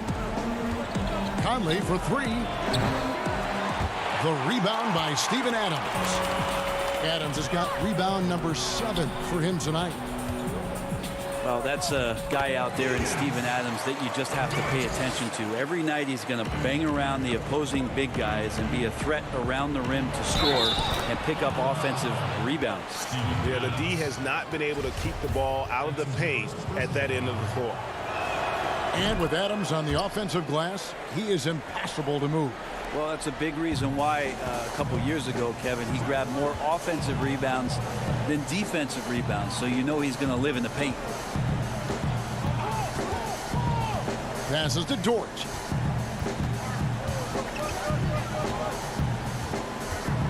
Back to Adams. 6 on the shot clock. Can't hit the free throw line jumper. And after burying 3 straight shot opportunities, finally a miss there. Still feeling the momentum, though. Here's Gilgeous Alexander. Utah with the rebound. He'd love to make them pay for giving up that wide open jumper, just unable to do so. The Jazz with another miss. Oklahoma City leading by 20. Paul passes to Gallinari. Goes back up. Adams down low. Gobert on him. Paul for 3. Adams. Missed it, even after all those chances. And there's the foul. It's on Steven Adams. That's foul number 2 for him. Jordan Clarkson, he's checked in for Royce O'Neal. Here's Mitchell. Here's Gobert. Dishes it to Mitchell. Out to Conley. 5 on the clock. Bangs home the trifecta. Conley's got his first 3 points of the game. It's Conley's ability to hit the long ball that makes him such an asset. Stretches the floor and creates space. Paul against Ingles. Inside. It's stolen by Gobert. And it's out of bounds. The Jazz able to retain possession here. Jazz ball. And a quick look at how the Oklahoma City Thunder's schedule is shaping up. On Friday, they'll take on Karl Anthony Towns and the Minnesota Timberwolves. Then on Sunday, they'll take on John Wall and the Washington Wizards. And looking at this stretch for them, I think they should have no problem dispatching most of their opponents if they can avoid that pitfall of playing down to the level of the competition. But that's easier said than done. Conley, the pass to Mitchell. Lets it go with the 3. The Jazz keeping it alive. A new 14. And the official signaled the backcourt violation. Not very careful there. Nerlens Noel checks in for the Thunder. Dennis Schroeder comes in for Paul. Utah also making some changes. Ed Davis has checked in for Rudy Gobert. George Niang comes in for Mitchell. And it's Moutier in for Mike Conley. Now the shot clock resets to 14 seconds on an offensive rebound. Brent, you like that change? I think digging into the numbers a little bit, Kevin, it only affects about 3% of total possessions. Is that all? Yeah, throughout the course of the year. Not in any given game. So it's very, very... No kidding. Very, very minimal what happens. But what I like is that, you know, players have to reset quickly with 14 on the clock.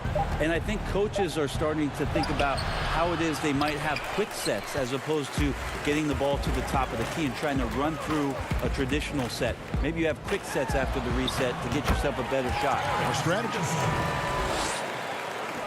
59 seconds left in the third quarter of the game. Now the pass to Clarkson. Back to Moutier.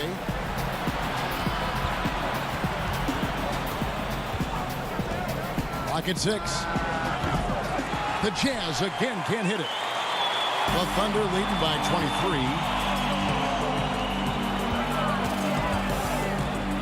32 seconds left in the third quarter.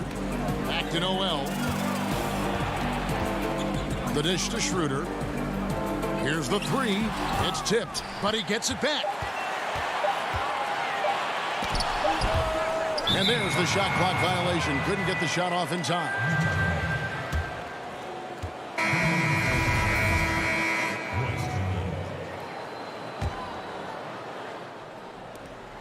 "16 seconds left in the third. Now, here is O'Neal. He averages a bit over 6 points a game. Aston Niang. Moutier with the ball. To end the cold streak. And so it's Oklahoma City riding high with a 23-point lead heading into the break.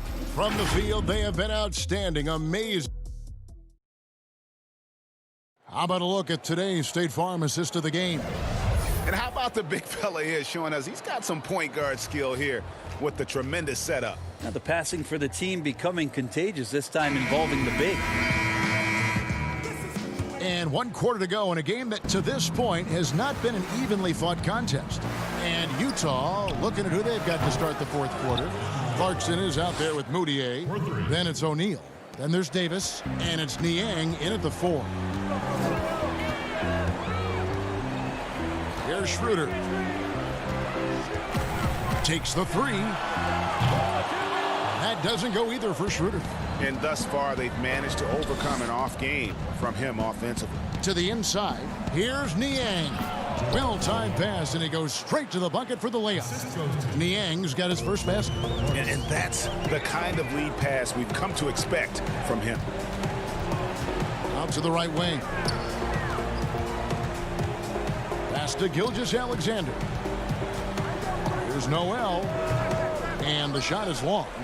And I was sure that was money on that one, but everyone is afforded an easy miss or two. Yeah, that happens. Important thing is for players, just don't beat yourself up and make a miss like that cost you another play. Clarkson kicks to Niang. Shot clock at 5. Pass to Clarkson. Fires the 3. The Thunder pull it in. Adams has got rebound number 10 tonight with that last one. Here's Dort. Here's Gilgeous-Alexander. And the call on the shot that sends him to the line. Gilgeous-Alexander, such growth in his first year, continues to show he's learning this game. For the Thunder, Gallinari comes in for Nerlens Noel. And it's Paul in for Dennis Schroeder. So Utah going with an almost entirely new group here. Gobert, he's checked in for Davis. Joe Ingles comes in for George Niang. Mitchell, he's checked in for Jordan Clarkson. And it's Conley in for Emmanuel Moutier. The pass to O'Neal. When people talk about a player's mileage limit, do you think total games is the most accurate assessment? I don't think so, Kevin. What is it? It's the amount of minutes that the players play. Yeah. I mean, there are plenty of studies out there that teams are digging around on when players reach. And trust me, they got to be lucky, but you're talking 35,000, 40,000 minutes in the league. That the body is just not capable at that point of replicating the things that it's done year in and year out. So forget about the games. Go to total minutes played. That's where you'll find the biggest fall off for some of your favorite players that have amused and entertained you for years. Interesting. And here's Gobert. Pass to Ingles. And taken away by Paul. And now a fast break for the Thunder. That's good from Gallinari on the assist by Paul. 16 points for Gallinari. Well, great instincts of Paul there. Solid at creating havoc in the open court and then coming up with a steal. Mitchell outside. Gallinari against Ingles. To the paint. Conley kicks to Gobert. 6 to shoot. Adams, some nice D. That's the only kind of defense that's going to cut the mustard here tonight. You got to stay on top of a guy like that who can play at such a high level offensively. To the wing right side. Pass to Gilgeous-Alexander. And there's another one for the Thunder. Just don't see guys with Gilgeous-Alexander's size and frame all that often. He can be a special player in this league. Now, here's Mitchell. Gilgeous-Alexander covering. O'Neal with it. Passes it to Ingles. Here's Mitchell. Drills the three-pointer. And so it's going to end up in the record books as a blowout, a dominating performance for Oklahoma City. This was a very efficient offense tonight. And they found a way to get their shots to go down. A little luck didn't hurt. A lot of their 50-50 shots fell their way.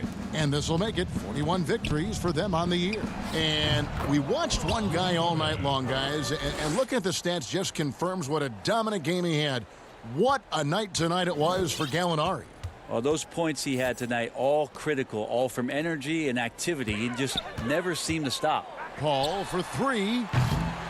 That shot off. Good work defensively by Conley. Utah has gone 2 of 3 in the fourth quarter from long range. Good shooting so far. Now, here's Ingles. Tight defense on him. O'Neal dishes to Mitchell. From downtown. No good. And the Thunder going the other way now. Earlier in the game, they held a 25-point lead. Paul outside. There's 18 seconds left in the game. Gallinari. And contact on the shot, so he'll be shooting free throws here. You know, the Gallinari nickname, Gallo, did you know that's Italian for rooster, Kevin? Look it up. It's fact. And he makes both free throws.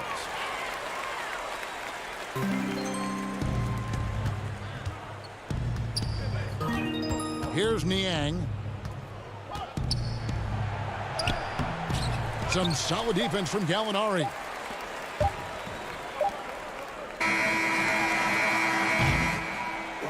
So no problem for Oklahoma City as they get the win. And the outcome of this one was never in doubt. And boy, thank you, David. Great interview once again. And that's going to do it tonight, folks, for our broadcast. For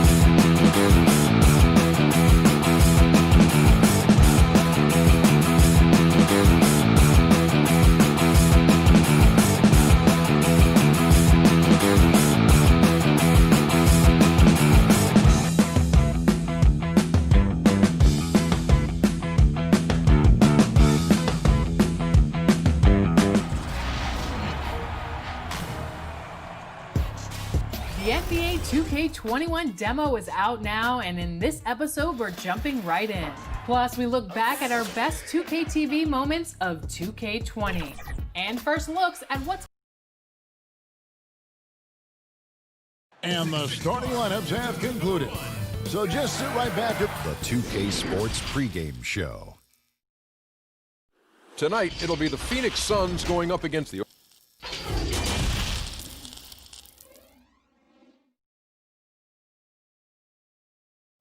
Good evening and welcome to tonight's present. And here's a look at some numbers for Saric.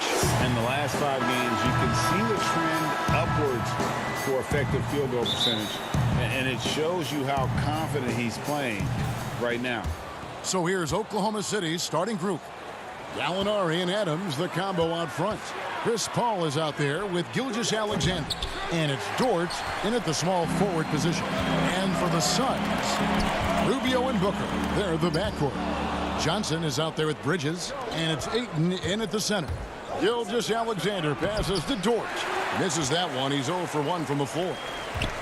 And here's Phoenix. Ayton up top. Adams defending. Here's Bridges. Buries the 20-footer. Of course, we know these teams have great perimeter play, and they rely on it a lot. It feels as though, Kevin, the current rules in today's game favor ball handling. They favor shooting ability. They want high-scoring games with an ability to go unimpeded to the basket. And what it translates to me, it translates to pretty free-flowing basketball. You've seen the game evolve over the years, Kevin. What's your take on it? I love the way that we see guys with great handles that can shoot and penetrate. I love the bigs outside. I got to tell you, Doris, there's nothing about the game I don't like right now. I'm right there with you. Just setting the tone with an aggressive move to the rack. And where's the help defensively? To me, Greg, that's a complete lack of communication on that side of the ball. These guys need to be talking to each other. Out of bounds, Phoenix will take possession. That almost looked like bad communication. You hate to see that kind of mistake. Rubio dishes to Booker. That's in, coming off an assist from Rubio.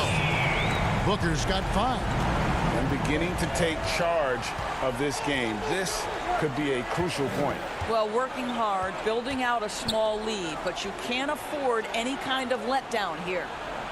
Here's Dort. He averages a bit over 6 points a game. Now the feed to Gallinari. The shot goes in. First of the night. He's 1 for 3 to start the game. First make of the day should finally give them a little confidence. It's usually interesting. After a bit of a struggle, does the first bucket get you into a little rhythm now? And you gotta love how Paul sees the whole court so well. Maybe the best quality for a point guard to have. Now here's Booker. 29 points for him last game against the Trailblazers in Portland. And the other thing, guys, he really got after it on the backboards. What a complete game for this guy. Just 5 to shoot. Ayton kicks to Booker. From deep. It's hauled in by Adams. And Adams has got the ball here for Oklahoma City. It's a 3-point game. This game coming after a loss against the Jazz. You gotta love his hustle, leaving the defense no time to react. The finish in transition, nice and easy. Here's Booker in the hoop for his 3rd make from the field. He's 3 for 4 thus far in the contest. We're about 3 minutes into this first quarter.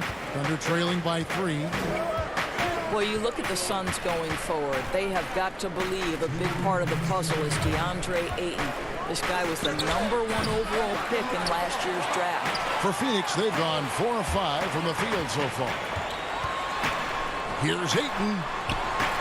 Good. And a nice assist from Booker. And right there, you see Devin Booker's feel for the game. This guy knows exactly when to give it up. Doris Ayton, a terrific rebounder. He can score in the paint, and of course, he is still improving. Yeah, what you like about DeAndre Ayton, Kev, is he doesn't just rely on his God-given talent. This guy knows he needs to be more consistent with the jumper, improve his overall defensive awareness, but this guy is willing to put in the work to become a complete and great NBA player. And it's the Thunder with the ball. Following the miss by DeAndre Ayton. Oh, you've got to be able to deliver when you get a bunny like that. That's just too easy of a shot to miss. Just great anticipation and awareness to come up with the steal and then trigger the fast break. Here's Rubio. The Thunder making the shot. Passes it to Bridges. Johnson surveying the floor. Pass to Booker. From deep three-point range, it's hauled in by Adams. Clock management, this is where they can get a 2-for-1. And Kevin, every opportunity counts. Well, this has not been a quarter to remember for this guy. He looks completely flustered. Now here's Ayton. Over Paul, and he's fouled pretty hard on that shot, but he's got the chance to pick up the points at the line. This guy is such an intelligent basketball player who understands how to read defenses and make them react. Go to work, DeAndre Ayton. Both teams will make substitutions. Here's Diallo, and he comes up with the deuce. And they've done well at taking advantage of some late defensive rotations and getting the ball in the paint. Pass to Saric. Carter outside. They get the rebound. Ayton, and Ayton throws it down. Ayton uses his length to his advantage. No doubt on the dunk. Good if it goes. That shot, no good. And that does it for the first quarter.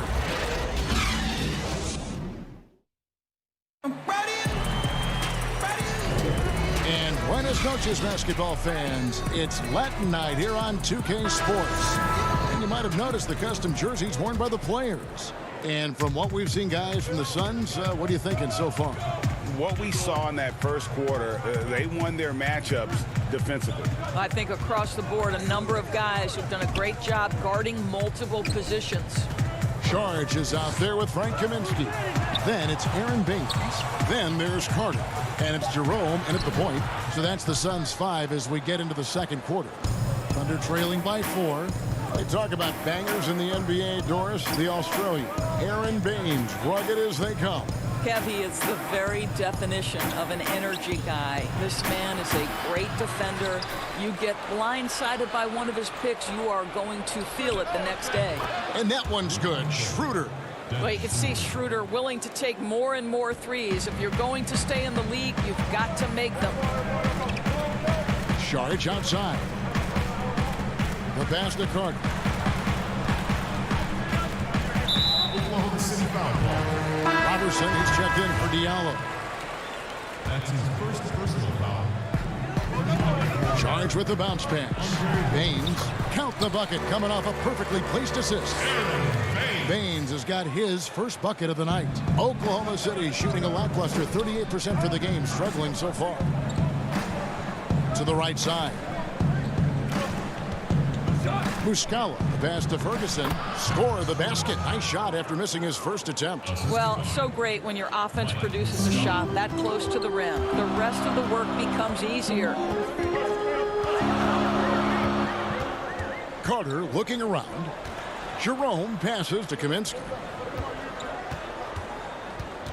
And Dennis Schroeder gets the whistle that time. That is his first foul of the game.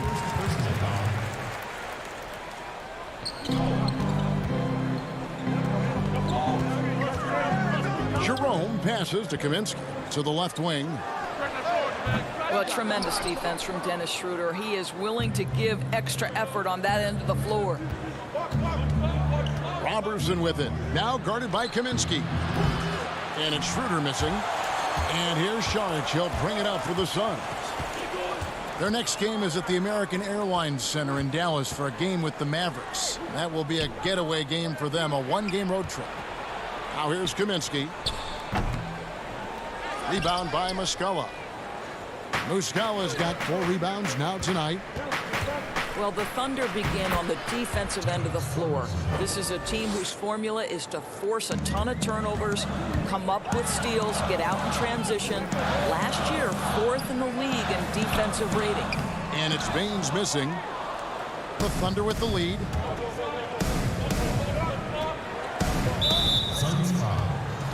Molinari, he's checked in for the Thunder.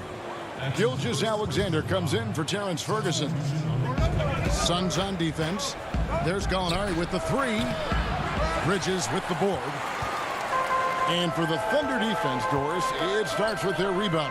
Well, you have to begin with their strong interior defense. That lets their wings get out and pressure and take some chances. Defense has turned into a pillar for this team. And Phoenix making a change here. Rubio's checked in. And here's Schroeder. He had a 27-point outing in their last game against Utah.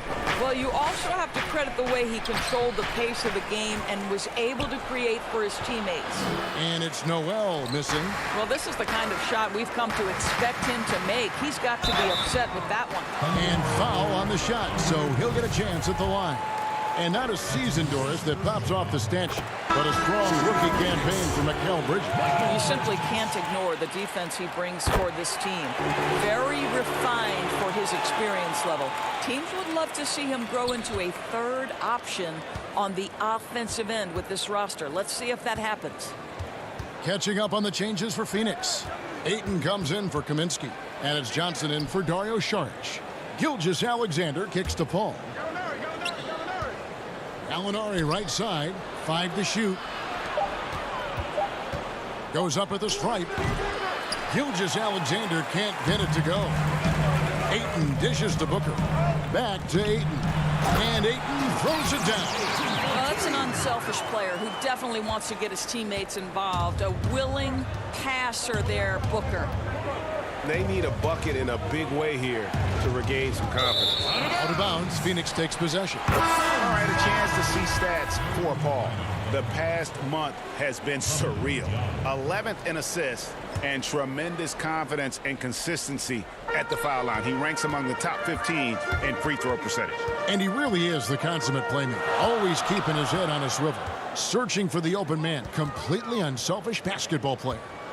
Now here's Johnson. Nothing yet on the scoreboard for him. Bridges for 3. The Thunder pull it in. Adams has got 4 rebounds now tonight. Right wing. Here's Gilgeous-Alexander. That's it. He's got 2 made now, and he's shooting 2 for 3. He's just such a well-rounded offensive player. He's got a little bit of everything. Passes it to Johnson. Nice ball movement by Phoenix.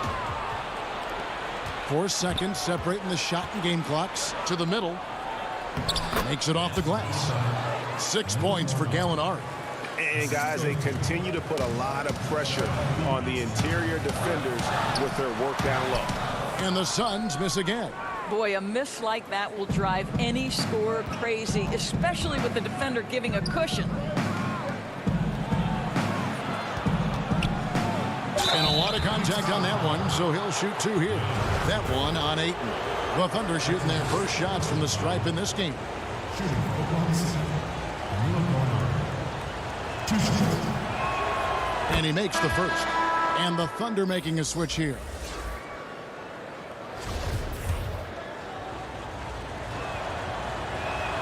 And that one goes in. 2 from the line that time.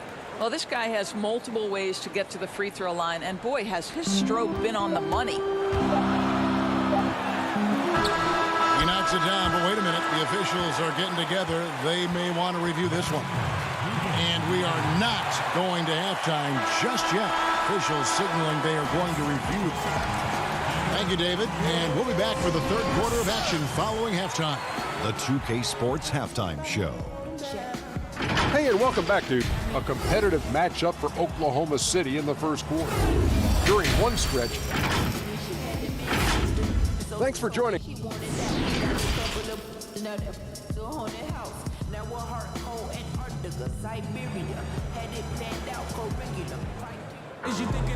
We've got second half action for you, and if the next couple quarters are similar to the first, this one could go down to the last possession. DeAndre Ayton with a strong contribution so far in this one.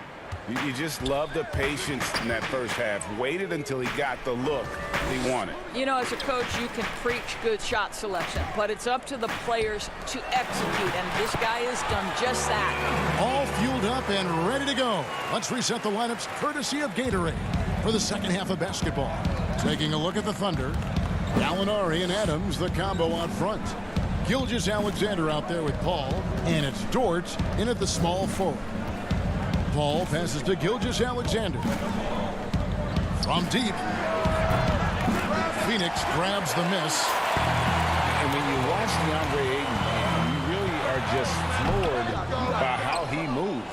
The amount of speed and agility he has for a player as solid as Ayton is doesn't come around very often. And they're beginning to just flat out fall apart defensively right now, especially on the interior. Feeds to Adams. And with a little over a minute gone, the second half is underway. Here's Gilgeous-Alexander. Shooting foul as the whistle blows. He'll shoot 2 free throws. And those physical attributes of Ayton are so imposing. Greg, who does he remind you of? I mean, for current players, you see a bit of Embiid and how they both move so fluidly for 7-footers. From the past, I see a bit of David Robinson in his game. Here's what Phoenix has got going on right now. Aaron Baines, he's checked in for DeAndre Ayton. Saric comes in for Johnson. And it's Carter in for Ricky Rubio. Here's Dort. Good work there as it goes. And the Thunder lead by 1. Guys, close one here. No team getting a huge advantage. Yeah, tooth and nail fight so far, guys. These sides match up really well. The shot by Saric, no good. Oklahoma City shooting 41% for the game. Gilgeous-Alexander kicks to Muscala. And Baines pulls it down. Well, he did everything right till he got to the rim. He needs to finish that. And it's blocked. Now Muscala. He's been patient so far. Nothing on the scoreboard yet. And it's Schroeder missing. Well, trying to find themselves in the second half here. Just 1 for 4 from the field. Can someone in the group get hot? Let's see. Well, that possession to me highlights the importance of creating for your teammates. To the paint. Here's Muscala. Count the basket. Muscala's got his first points of the night. Doris, if I were to ask you right now in the league who has the most unstoppable shot, who would you tell me? You know what's interesting, Kevin, is I wonder if in the long view of history, James Harden's step-back 3 will become sort of an identifiable shot with him, the way the sky hook was with Kareem Abdul-Jabbar. Yes, right? yes. Like, you wonder, does that become a signature play for James? It certainly is something that's darn near impossible to stop right now. Ferguson's checked in for Oklahoma City. Diallo comes in for Shai Gilgeous-Alexander. Here's Schroeder. Phoenix grabs the miss. Here's Jerome. Kaminsky. It's hauled in by Diallo. Here's the break.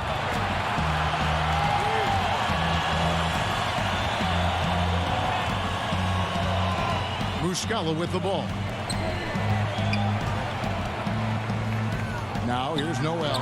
Takes the elbow jumper and drains it. And the Thunder lead by 2. Well, Nerlens Noel adding to his offensive repertoire. Soft-looking jumper from the big man. Pass to Jerome. Here's Baines. He's covered by Muscala. Pulls up on the wing. It's rebounded by Oklahoma City. Noel's got 4 rebounds in this game. To the left side wing. And the ball goes out of bounds. Last touch by Saric. We get a break in the action, so let's take a look at the West and how the teams are stacking up. You take a look at the Thunder. If the playoffs started today, they'd hold the number 5 seed. Of course, they're looking to build on that. And, of course, Phoenix. Not in the same realm right now in terms of their record. And I think for Oklahoma City, they've done a good job staying relevant this season. I mean, I was concerned they'd suffer a drop-off, but give them credit. They've hung in here in this playoff race. The resiliency has been crucial for this team. Anytime it looks like they may start to drag a little bit, they've picked it back up and stayed in the hunt. Baines passes to Kaminsky. Back to Baines. And he takes that one up and powers it through. There is an imagination, a creativity. This guy's passing drives the offense. Schroeder, left side, out to the right wing. Here's Diallo. Good on the shot. Diallo's got the lead up to 5 now for the Thunder. And after really leaning on that three-point shot in the first half, seeming like they're just getting away from it here in the second. More of the shots coming from the interior. Wow, he doesn't make plays like that very often. That's a nice move inside. Pass to Ferguson. Back to Schroeder. Diallo inside. Carter on him. And here is Noel. And good that time. Noel's got 4 points this quarter. And knocking down shots in the mid-range area really forces teams to have to adjust their defense. Well, truth is, though, he's tall enough to get that off against anyone. It's still anybody's game as we've reached the end of 3. Thunder lead by 3. 2K Sports back to Phoenix after this.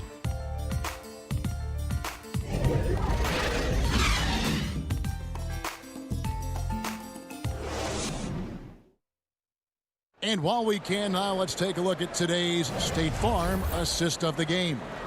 Yeah, and I like the fact we get to see this pass one more time. A magnificent feed, and you love to see your off guard taking over the playmaking duties with this much skill. And to me, Jay, you love the unselfishness, finding the best look, and it doesn't matter who's taking it. Well, what a terrific game it's been so far, with this fourth quarter sure to bring more pressure-packed basketball. Booker and Johnson fill out the wings. Frank Kaminsky is out there with Ayton. And it's Rubio in at the 1. That's who's out there for Phoenix. And it's Kaminsky, top of the key. And stolen by Robertson. And Paul with a clear path to the hoop. And it's good for 2. Tremendously fast hands of Andre Robertson, adept at reading where the ball is going and jumping the lane. Rubio dishes to Ayton. Back to Rubio. Second shot opportunity. 2 free throws coming up, and they call the shooting foul. Steven Adams picks one up. And you don't ever want to get into the habit of letting the offense get to the rim. Well, if it's possible for a number 1 overall pick to go under the radar, then I think that's what you'd say about DeAndre Ayton last year. Doncic stole the headlines, certainly, but DeAndre Ayton had a big-time start to his career. Mikal Bridges checked in for the Suns. Shai Gilgeous-Alexander checked in for the Thunder. Paul for 3 drains the three-pointer. Paul's got 5 points now this quarter. Efficiency has been the hallmark right now down the stretch. He is making the most of his opportunity. Johnson can't hit. And the numbers that Ayton put up as a rookie, very impressive. Well, DeAndre Ayton said the lack of attention didn't bother him at all. This guy showed he can be a focal point on both ends, and he's only going to get better with more repetition. Here's Rubio. Lays it up off the glass. Rubio's got his first points of the game. Oh, wow. Rubio, wide repertoire of moves off the dribble. Paul passes to Adams. And Adams with the slam. Yeah, I mean, maybe could have tried for a more memorable dunk than that one. And we know he's capable of those memorable ones. Johnson left side. Gallinari with the steal. Robertson with it. Guarded now by Rubio. The shot's good from Paul. They are just killing him on the interior. Rubio against Paul. Here's Ayton, and Adams sends it back. Boy, this guy is such a defensive stalwart. Steven Adams' size and timing. Send it back, Steven. I'll tell you, right now, these guys cannot be stopped. Boy, it looks like their confidence is at an all-time high, just feeding off each other right now. Here's Gilgeous-Alexander. Bridges with the board. Bridges has got his 4th rebound with that last one here tonight. Rubio finds Johnson, and the shot goes in. Johnson's got his first 2 points of the night. Well, Ricky Rubio has defined point guard vision. He can see the floor so beautifully. Over to the wing. Ball against Rubio. Now here's Paul. D right on him. Shot clock at 6. Oklahoma City needs to get off a shot. Adams' shot is off. Gallinari with the steal. Adams with it. Now guarded by Booker. And yes, it's good. Gallinari's got the lead up to 12 now for the Thunder. When you allow good scorers to get uncontested shots at the rim, no wonder you're losing. Greg, to me, this is simply stated been a complete lack of defensive attention and focus all night long. And the basket by Johnson. Well, DeAndre Ayton is a team-first guy, and boy, does he set up the open man. Paul passes to Gallinari. Good, and Paul gets the assist. Paul's got 3 assists in the game. And with the lead, I like the strategy here. Continue to get the ball to guys who can do something with it. One thing we've learned in the NBA, the game is never over. So you've got to continue to score, continue to build your lead. Doris, what has impressed me about Booker is that he's put up great numbers despite not having a lot of franchise stability at the start of his career. No doubt, Kevin. For Devin Booker, his first 4 seasons, he had 4 different head coaches. That doesn't even start to touch the roster turnover he's dealt with. Through everything he's faced, he has produced on the offensive end. You love this guy's upside. And Phoenix making a change here. Sharge is checked in. Shooter kicks to Noel. 58 seconds left in the fourth. Can't connect from short range. Down low. Sharge, that's good. Sharge has got it back down to within single digits for Phoenix. Well, because of his size and length, Dario Saric so comfortable on the interior. Nobody near Schroeder. Offline with his 3. He couldn't believe how open he was. He just couldn't convert it. And Ayton throws it down. But DeAndre Ayton is engaged. He's focused, and he delivers a clutch bucket. And the Thunder with possession. They've held a 12-point lead earlier. Schroeder passes to Robertson. Oklahoma City moving the ball around. Beyond the arc. It's good from Schroeder on the assist from Robertson. And the Thunder lead by 9. And they have been relentless from deep. And you see the defense trying to react, but to no avail. Well, that's the whole point, isn't it, Greg? If you space the floor well enough, it's almost impossible for the defense to account for everyone. And it's Schroeder missing. The hustle, the energy. Andre Robertson gives it to you on the defensive end every single night. So it's Oklahoma City picking up the win. They came in here and took care of business. David, thank you as always. Thank you for joining us.